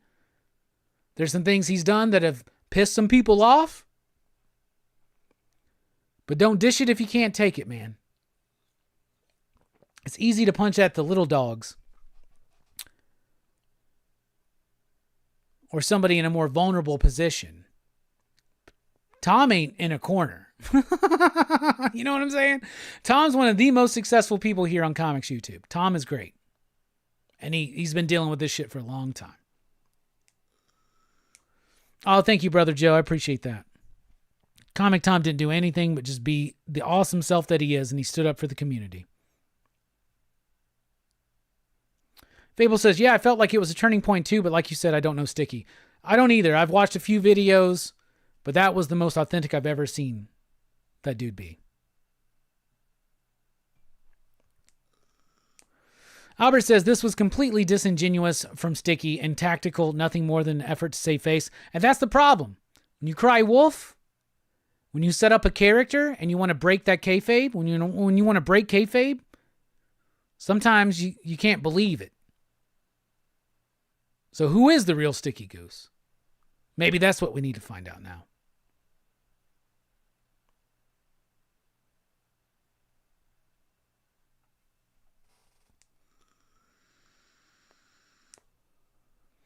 You can't please everyone, no matter how hard you try.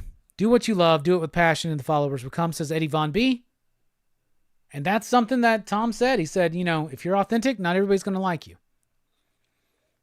But if you put yourself in an echo chamber where everybody's like, yeah, you're right, that's wrong. That's why I love every negative comment I get. Every comment disagreeing with me.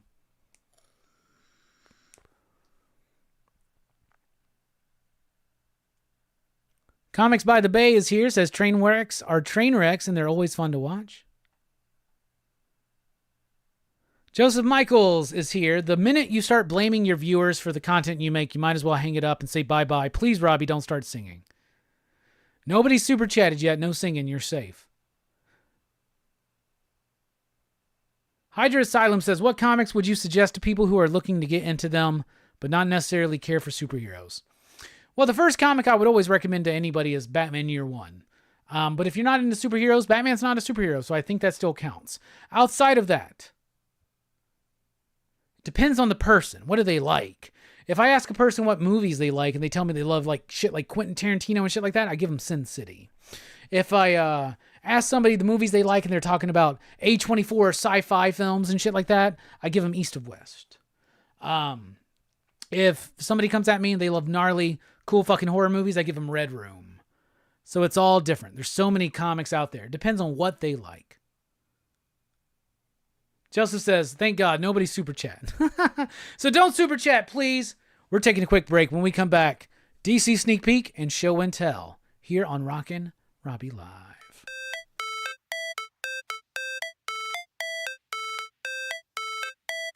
Oh, it's Never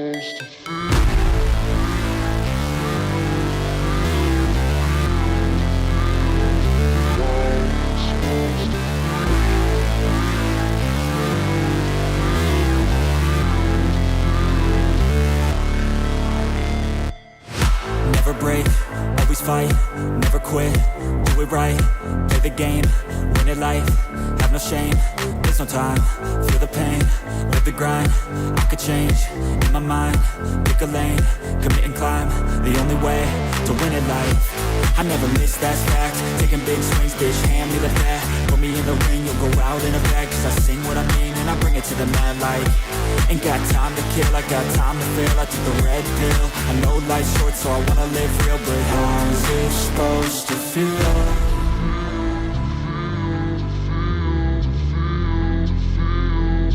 How's it supposed to feel?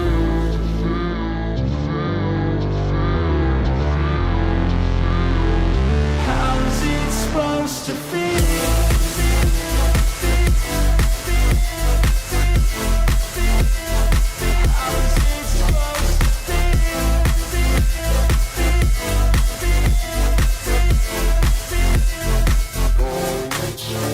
They wanna say my name, but they holding back. They wanna say they hate, but they know it's cap. I ain't play no games, I just do that's fact. And I don't feel no shame, it's a mood you lack. I go crazy, nah bitch I ain't lazy. Track after track, I work on the shit daily. Pass me the jack, right as fuel, got me hazy. About to unpack all these things I've been chasing. I've got visions in my head, like memories after death. To be a legend instead of something you can forget. I'm living up every breath, I'd rather lead than be led. I'll fill the seeds as I spread, with every word that I've said.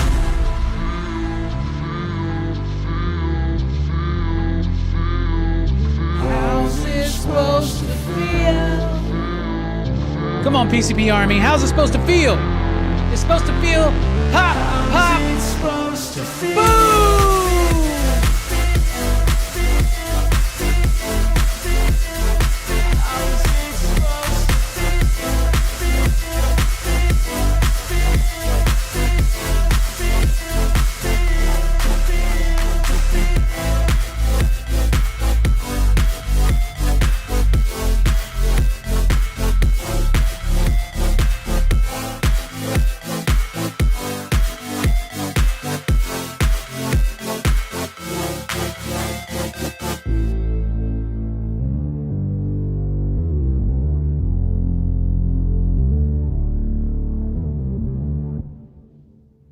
"51 movies across 3 channels, the bloodiest, most transgressive horror fest lineup yet.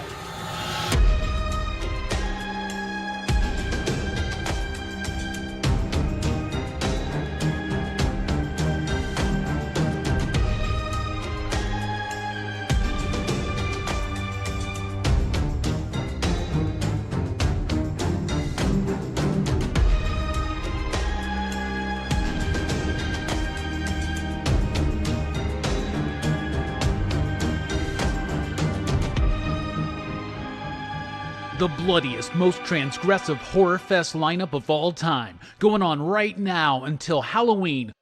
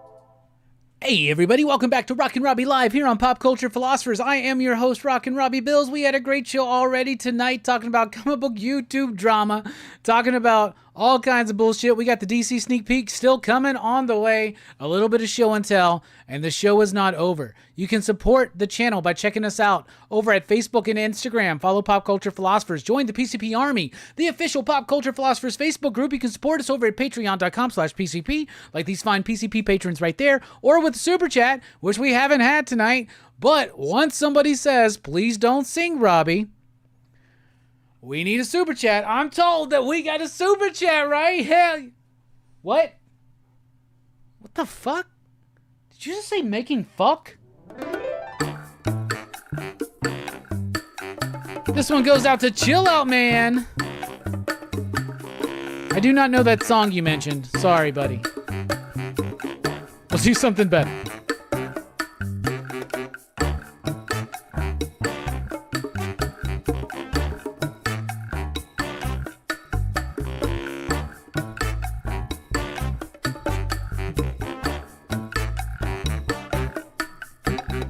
Let me tell you about this little man I know. His name is Hellboy. He was sent to this earth some long time ago to save it or destroy. Brought to this earth by Rasputin, son of a demon and a nun who had a sex with the demon, but was raised by Professor Broom. Now he fights evil and monsters. Shit! Now he fights with a man who's a fish named Abe. Now he fights with a fire starter named Liz and an ectoplasmic mess named Johan. BBRD, yeah!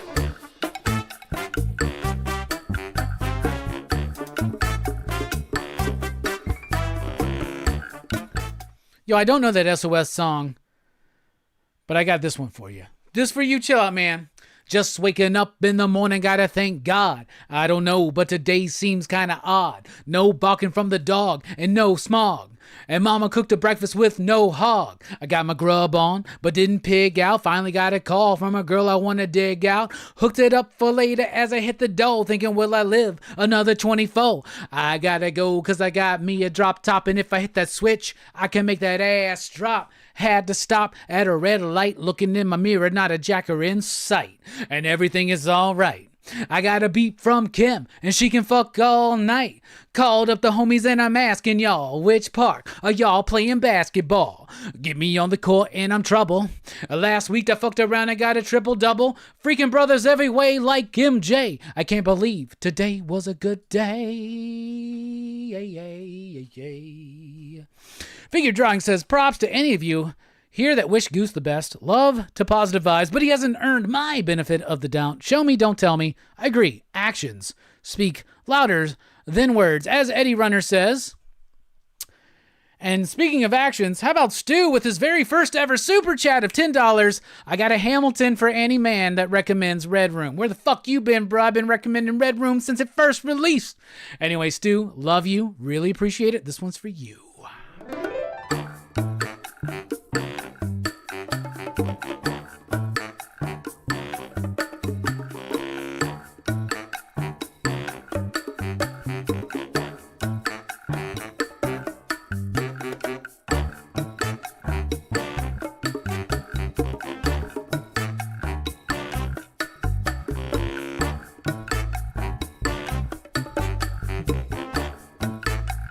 Hey, yo. Let me tell you about this little man I know. His name is Hellboy. He was sent to this earth some long time ago to save it or destroy. Brought to this earth by Rasputin, son of a demon and a nun who had a sex with the demon, but was raised by Professor Broom. And now he fights evil and monsters. fights with a man who's a fish named Abe.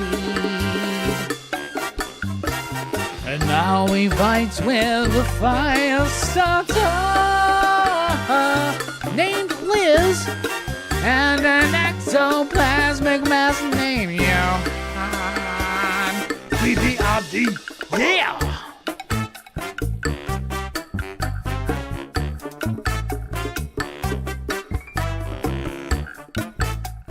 All right, man, I don't know if I'm going to be able to nail this.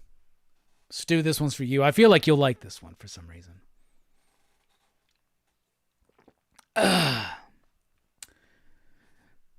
This song's dedicated to my homies in that gangsta lean. Why'd you have to go so soon? It seems like yesterday we were hanging round the hood. Now I'm gonna keep your memory alive like a homie should. A lifetime of memories going down the drain. Like to keep stepping, but fuck, I fucked that all up. Do I even know this song? I told y'all we give you something special. If we did, I'm sorry. I apparently don't know that's. Hold on. Okay, I gotta do this again. Let me do this again. Fuck. This song's dedicated. I should have prepared. I got goosed right there. To my homies in that gangsta lean. Why'd you have to go so long? I gotta play the song. I haven't heard it in forever.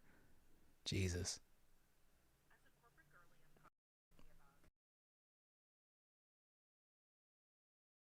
Just wait.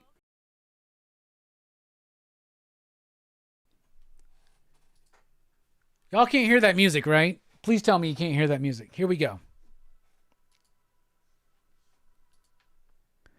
Songs dedicated to my homies in that gangsta lean.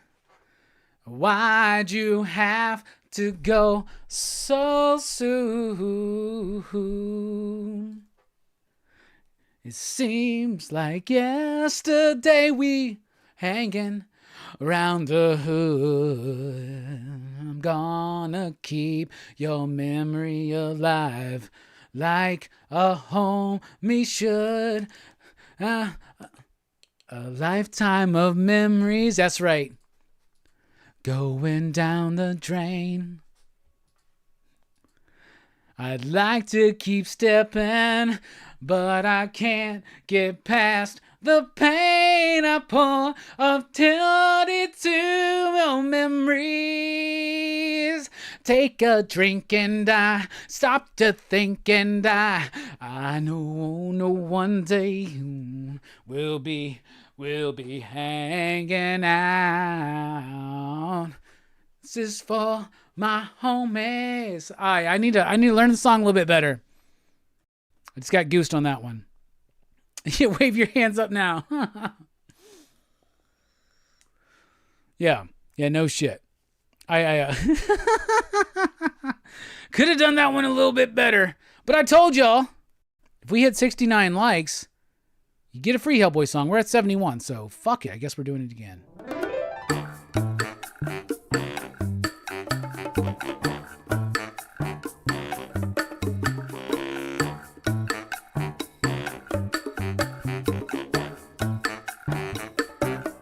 What do y'all want to hear? What karaoke song you want to hear? If I know it, I'll sing it. Come on, shout it out in the chat right now.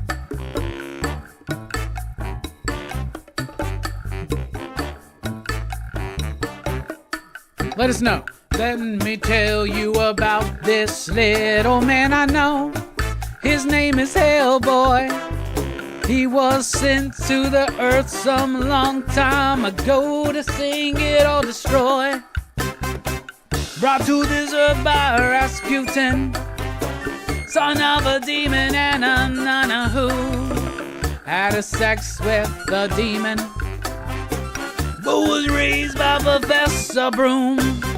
Now he fights evil and monsters. Shit! Now he fights with the man who's a fish named Abe. And now he fights with a fire starter named Liz. And an ectoplasmic mess named Johan. BBLG. Yeah!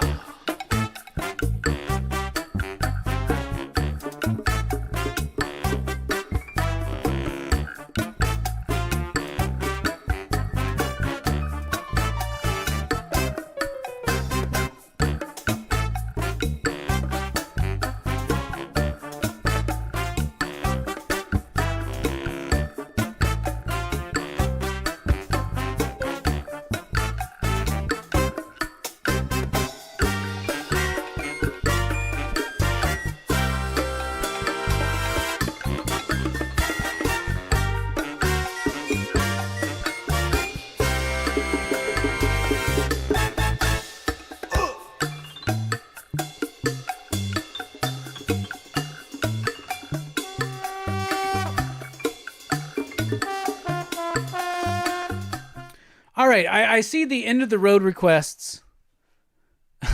Wasp in honor of the Ghoulie soundtrack. I see the Boyz II Men end of the road requests, and I don't know that one as much either. But I can do this one, and I'm going to do this one. Motown Philly's back again. Ba-na-na-na-na-na-na. Ba-na-ba-na-na. Motown Philly's back again. Doing a little East Coast swing. Boys to men going off. Not too hard, not too soft. It's long overdue, but now Philly slamming. Boys to men, ABC, BBD. The East Coast family never skipped a beat, nah. While cooling on South Street, jet black Benz, plenty of friends, and all the Philly steaks you can eat. Back in school, we used to dream about this every day. Could it really happen, or these dreams just fade away? Then we started singing, and they said it sounded smooth. And we started a group, and here we are, kicking it just for you. Motown Philly back again. Ba-na-na-na-na-na-na. Doing a little East Coast swing. Boys to men going off. Ba-na-na-na-na-na. Not too hard, not too soft. Where the spotlight is on us now. Watch us do this. Da-da. Da-da.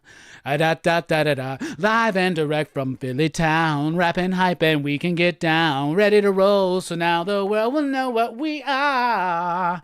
Back in school we used to dream about this every day. Could it really happen? But these dreams just fade away. Then when we started singing, they said it sounded smooth. And we started a group and here we are, kicking it just for you. PCP Army's back again. Ba-na-na-na-na-na-na. Doing a little Huntsville swing. Boys to men are back again. Ba-na-na-na-na-na-na. All right, that was fun. DC's got books out this week. My lunar shipment is late. I haven't really gotten to read them, but I did read what I could beforehand. So we're ready for a little bit of a DC sneak peek.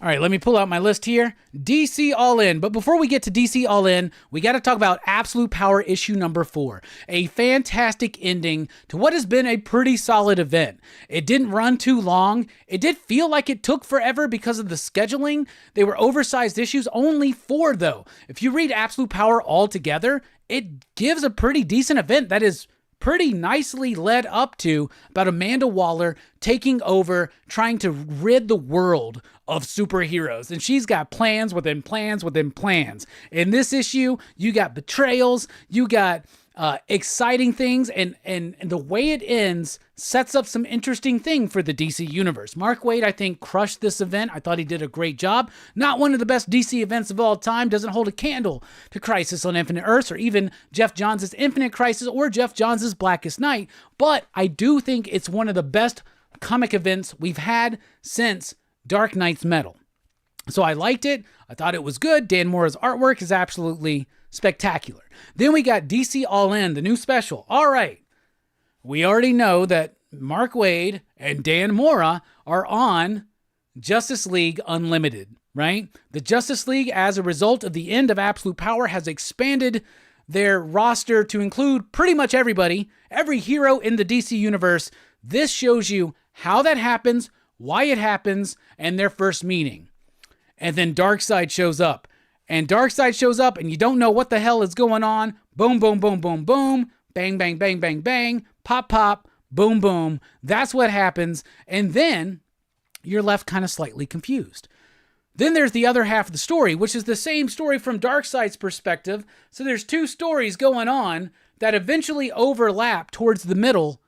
And the Darkseid story elevates what happened in the previous story and really sets the stakes high and has a direct lead in. The result of the events of DC All In are what create the absolute DC universe.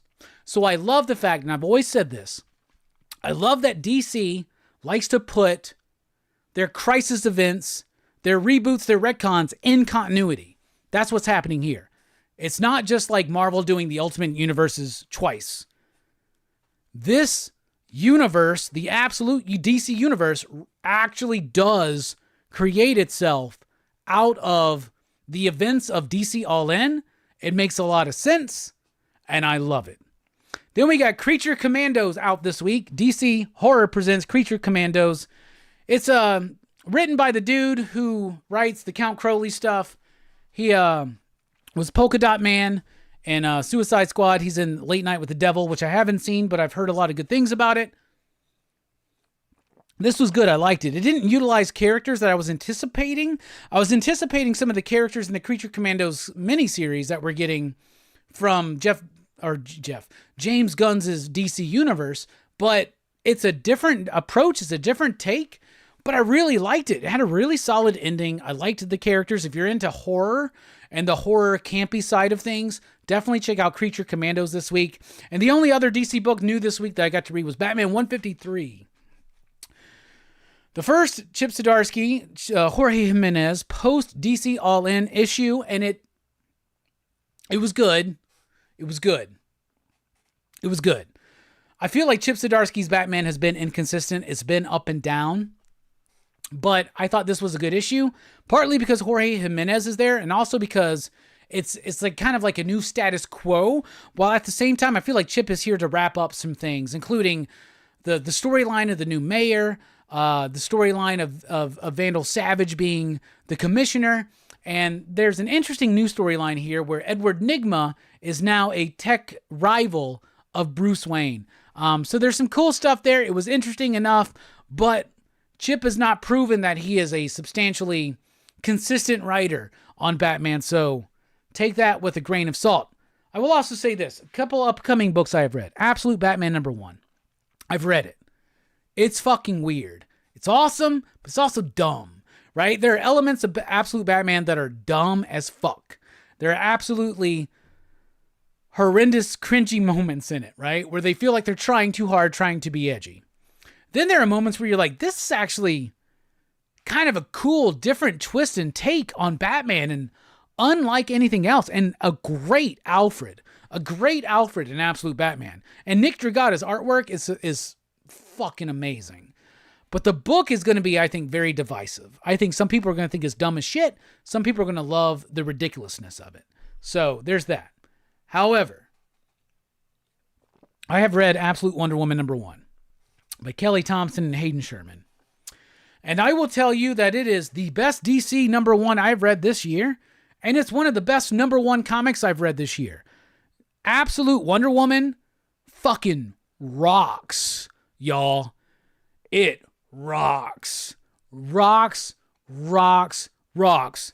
In old school Robbie terminology, this book is awesome. It's awesome, y'all. You don't even fucking know.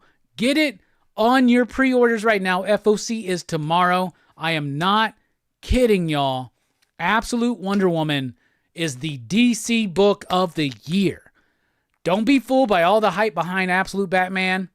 It's going to be a divisive book. Absolute Wonder Woman is where it's fucking at. I have not read. Let me tell you this. Fuck. This is the best DC book I've read all year. It's Absolute Wonder Woman #1. I'm not kayfabing here. DC doesn't give me shit. I don't fucking care. Hayden Sherman, Kelly Thompson, Absolute Wonder Woman. It's the best Wonder Woman comic I've read since Azzarello and Cliff Chiang on the New 52. It's the best DC book I've read this year and probably last year too. It's really, really fucking good, y'all. You definitely want to get into DC's Absolute Wonder Woman. It is fucking amazing. So good. Anyway, that's been your DC sneak peek. All right, now we're going. Well, let's take a look at the chat.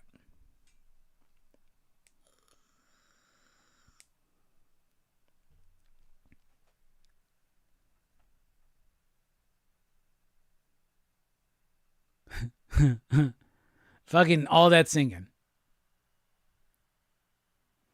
Eddie says, to be fair, the second Ultimate was in continuity, but I get you. Yeah, you're right about that. You are right about that. They actually set that up.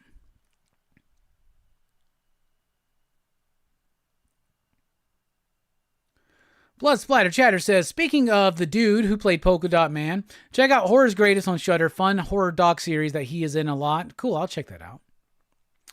Circumstances is here. He has a rant in his heart. All right, what can I say to like give you like something to get people on your show? Let's see. Did you just cross 1K? Is that what happened? Something like that? Did that happen, Marcus? Let me know. Something like that, right? Like you like crossed 1K or something recently? Something like that. I saw something on socials today. What was it? You crossed 1K? What was it? That being said, let me say this. Marcus, circumstances. Why are you such a piece of shit, man? Why are you such a piece of shit? You know that Memphis has got better barbecue than Kansas City. I just gave you something. You take that, do what you will, man. Now, I was on Circumstances, FOC, and Chill on Tuesday night. Had a great show. I had so much fun just sitting there talking shit with people. Yeah, 1K subs giveaway Tuesday. FO Night. Yeah, fuck yeah. Everybody throw out a station. Station for my buddy. Station for my fucking buddy Marcus for fucking hitting 1K. It ain't easy to do. This one's for you, Marcus.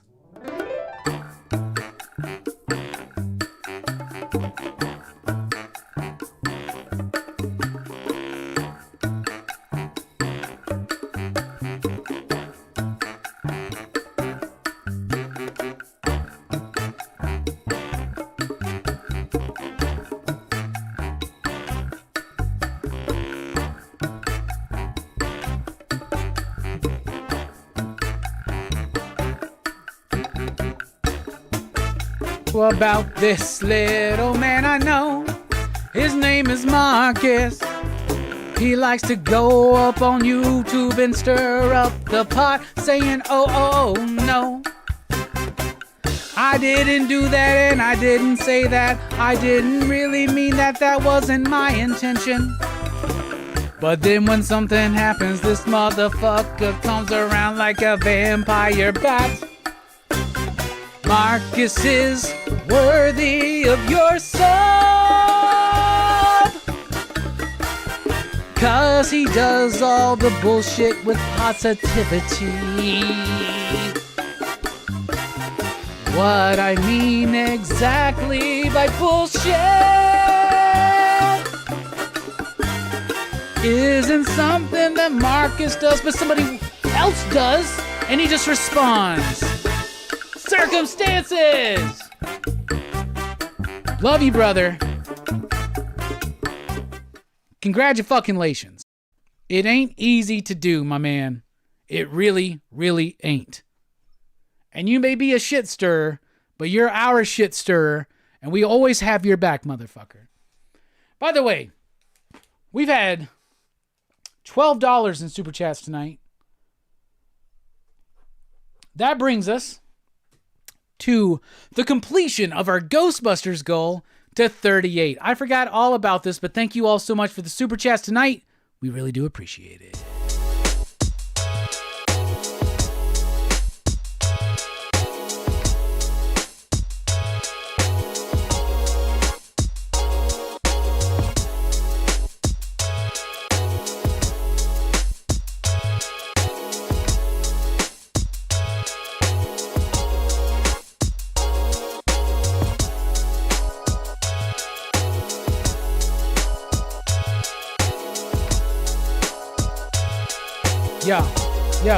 Yeah. Check out Circumstances, taking no chances. He never goes to dances cause he lives his life. He comes about you with a knife. If you cause that strife, you better look to your wife. Oh.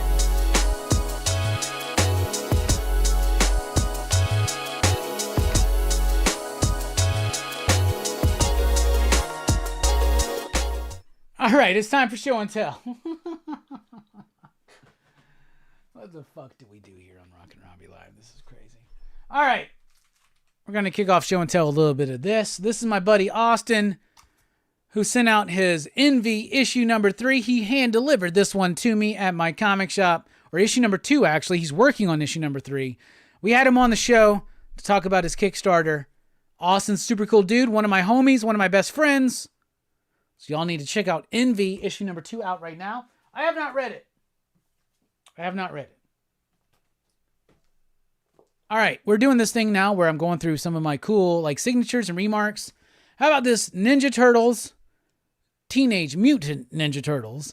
This is the artisan edition of issue number 1, where it takes the original book. It gives us the layouts by Kevin Eastman. As you can see, beautiful book, still available. You see the layouts. Then you see the line work, the pure line work without any of the duo shade. And then you get it with the duo shade. So 3 cool versions looking into the making of TMNT issue number 1. And I did a panel with Kevin Eastman, one of the best things I've ever done in my career. And he did that for me. So there's my Kevin Eastman. I told him that's Michelangelo. He's like, who's your favorite turtle? I said, Michelangelo. He goes, I'm going to draw you a Michelangelo. So there you go. I think it would be the same turtle no matter what I fucking said, but a nice big remark and signature from Kevin Eastman. How fucking dope is that? All right. We got some cool people on the show that I do on Monday nights over at the EXP. The show I do with Dynamic Forces. They have these cool sketch covers, and Corey sent me this one. He bought this one from the show and sent it to me. This is a remark from Tony Scott. That is not a commissioned cover from Marvel. That is hand-drawn and colored on this amazing, or Avenging Spider-Man issue number 1. It's a dope-ass blade. So thank you, Corey. Thank you to everybody at the EXP. It's always cool to get shit like that. My buddy Robbie Bateman ran into Jim Mahfood over at Dragon Con, mentioned that he knew me, and Jim Mahfood apparently says, you talking about that guy who reads 40 fucking comics a week and just fucking rambles about them? That dude's fucking crazy, man. A lot of us are paying attention, and he did that for me. To Robbie, rock on. Food one. Jim Mahfood, one of my favorites. I met him a couple times. I need to reach out to him. Who knows how to reach out to Jim Mahfood? Let's get him on the show to talk about his new Kickstarter coming up. Savage Street Vigilante. When does it drop? I don't know. It says sign up for the pre-launch right there, though. I don't know if we can get that QR code. There you go. Hit that QR code. Boom. All right, there you go. Some new comics, graphic novels. I got this Star Blazer graphic novel. I've been waiting on this. This is released by Heritage Comics. This is some early-ass Grant Morrison, y'all. So I haven't read it yet, but I'm very excited to dive in, check out what it's all about. I think Grant did one of the stories, somebody else did another one, but I've never heard of it, not really. But it's Grant Morrison. I want it in my collection. And as Sticky Goose, 62 Lefty Blues was asking, yeah, I got the Charles Burns final cut. Very excited to dive into this one. Always got to check the pages. I want to dive into this book.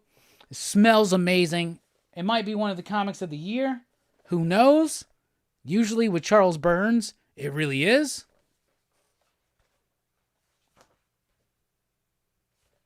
Oh, not that one. Slow down, Robbie. But I'm very excited to check this out. I want to read this in the next week and find the time to make a video about it. And then since I've been doing all that shilling for my boy Mark Spears, he gave me a shirt for Mark Spears Monsters, y'all. That's right, he came to my shop. This feels like a good quality shirt. I'm going to wear it tomorrow, y'all. You just wait and see. You're going to see me talking about Last House on the Left wearing this shirt. I'm going to be like, Mark Spears showering me with t-shirts and incentive covers to give him a positive review, because that fucking makes sense. Anyway, so there you go. And thus concludes Show and Tell, and that brings us to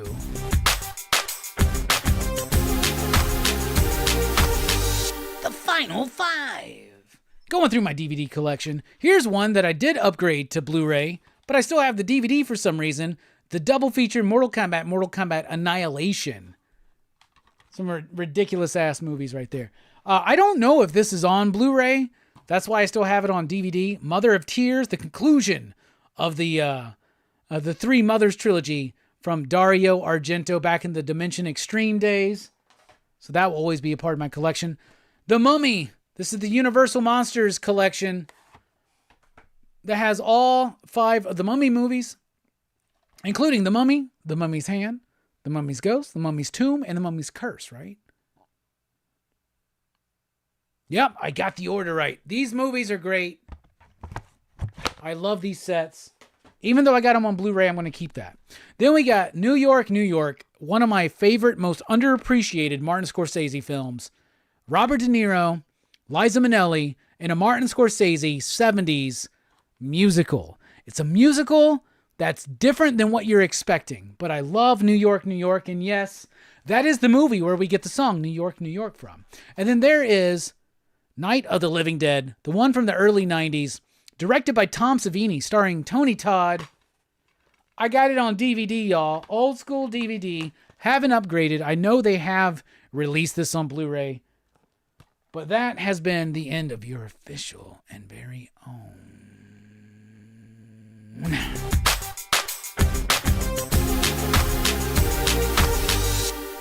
Final Five. What happened to Abbott and Costello Meet the Mummy? They didn't put the Abbott and Costello movies on these DVD sets. They are on the new sets, though. The new Blu-ray sets. They are on. So when you get the Invisible Man set, you get Abbott and Costello Meet the Invisible Man. When you get the Frankenstein set, you get Abbott and Costello Meet Frankenstein. When you get the Mummy set, you get Abbott and Costello Meet the Mummy, which I fucking love. So the DVDs don't have those, but I do have those in the sets, and you can get them. I got the box set where they're all together. So, fuck yeah. Nice, dude. Peacock just added the 90s Night of the Living Dead. Need to watch it. It's different. I don't like it as much as the original, but I do enjoy it. I really do. Directed by Tom Savini, starring Tony Todd. Fuck yeah. Kim Puke in the house. What's up, everybody? Anyway, that's been the stream. Thank you all so much for the support, for the super chats. $38 to go to the Ghostbusters Firehouse. And maybe we'll hit that in the next month or so. But thank you all so much for being here. Be sure to like, share, and subscribe. And like I said, tomorrow, actually in just a few minutes, go check out Dylan's Horror Show. as they're talking about A Nightmare on Elm Street by Wes Craven, one of his most popular movies. Then on Blood Splatter Chatter Thursday, I'll be there as well. The Hills Have Eyes. Wednesday, join me for a chat with Brandy Roderick talking about her new film, Wineville. But tomorrow night on PCP Movie Night, The Last House on the Left. Also, there's my shelfie for the night. Send me a picture of a shelfie through any of our social media or on popculturephilosophers@gmail.com. Send me a picture. We'll share it next week, y'all. Let's really do this. Let's make it a big thing. It's going to be fun. It's going to be a great-ass horror fest. It already has been. We love you. We're dipping out. And yeah, there's a post-credits. Yeah, there's a post-credits. So wait for that.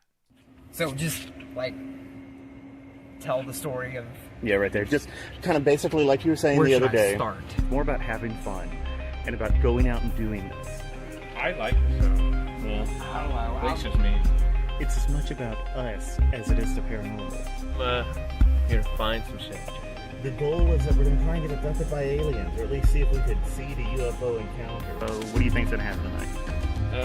Probably nothing. Probably But nothing. best case scenario, man, we get sucked up there. Yeah, if they'd arrested us, like, what would have happened? Like, we would have gone to jail and had to go to court, and they'd have showed up and looked stupid. I'm just here to, like, I'm super into, like, the idea of aliens and ultra-terrestrials and shit like that. So I want to see, like, what can we do? And most people think of them as these nuts and bolts things, these creatures that are coming from another place, but it might not be that way. But we're also looking for this through line, this grand theory. You approach the high strangeness and all that kind of stuff, right? From like a sense of play, a sense of having fun, that's when you see it. Exactly. And it pops across the sky and it just goes forward steady. It disappears. Ultimately, we're just going to have to wait and see what happens.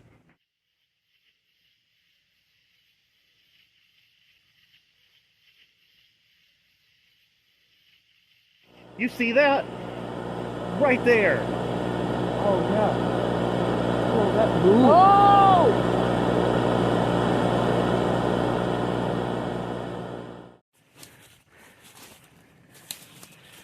All right, yeah, that was good. Yeah, that's good. Yeah. Walking through the woods looking for you.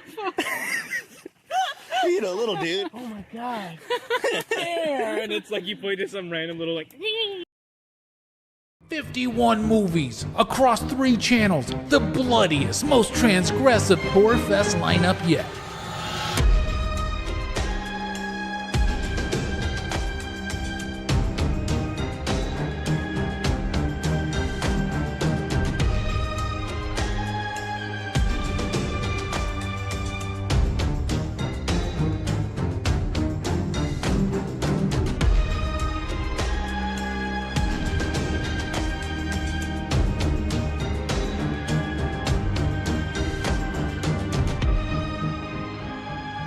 The bloodiest, most transgressive horror fest lineup of all time, going on right now until Halloween.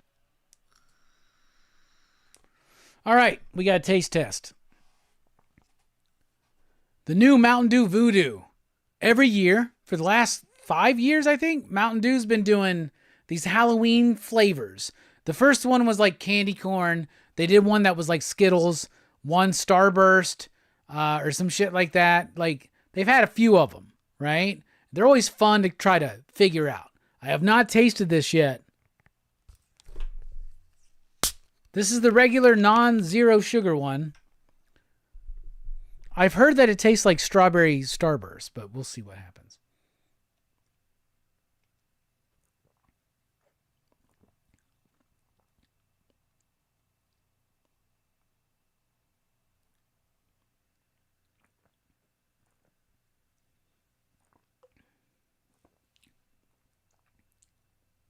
That is straight up strawberry Starburst, man. That is straight up strawberry Starburst. Like, that's what I heard. That's what it is. Maybe that was put in my head, but that's what this is. This tastes like a strawberry Starburst. So the Airheads was last year. There was Skittles the year before that. It's usually like a candy brand. What was it? It was like candy corn. Hold on, we're gonna look it up. I should have come prepared. I don't want to get goosed here.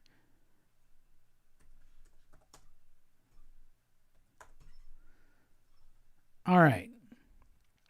Shit has been going on longer. So in 2019, the flavor was candy corn. 2020, it was fruit candy explosion inspired by Skittles. In 2021, it was fruit candy chews inspired by Starburst. In 2022, it was sour candy inspired by Sour Patch Kids. 2023 says cherry airheads. That was the first official collaboration they did.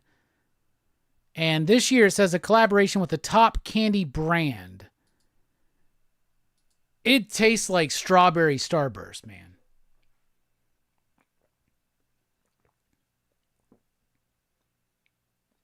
There's no way that's anything other than Starburst.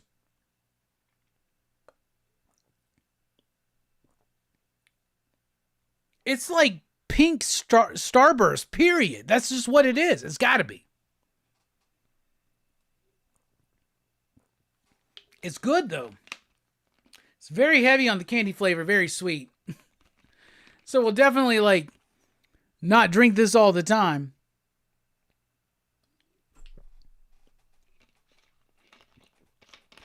That is strawberry Starburst.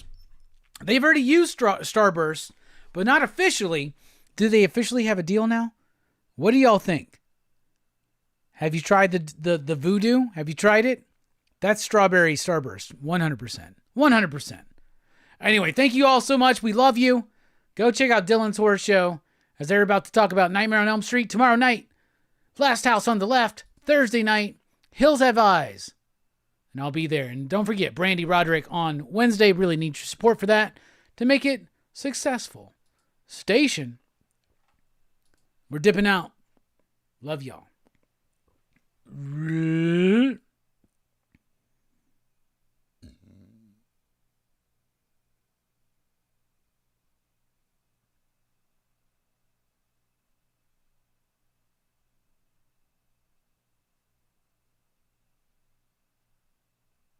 I was doing the Del Keown bit. Anyway, good night, y'all. Love you.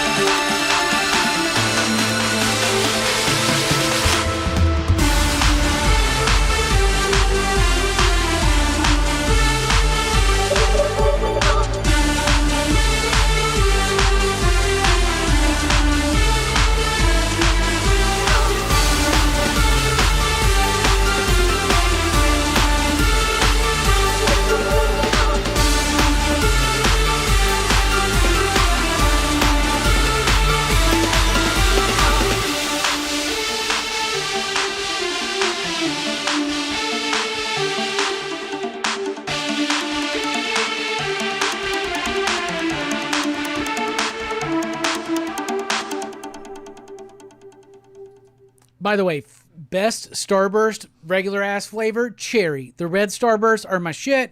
If you don't like red Starburst, put them in an envelope, send them to me. I'll fucking eat the shit out of them.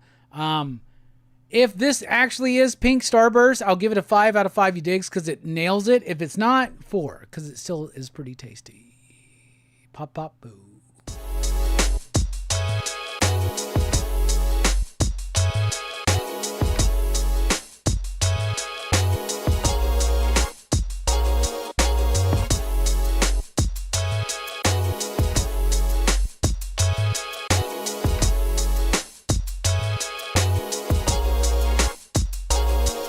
Yo, I like all of the flavors of Starburst. They put them in the mouth and they make my heart burst. Yeah, I just rhyme verse with verse, but it doesn't even matter cause we at the end of the show.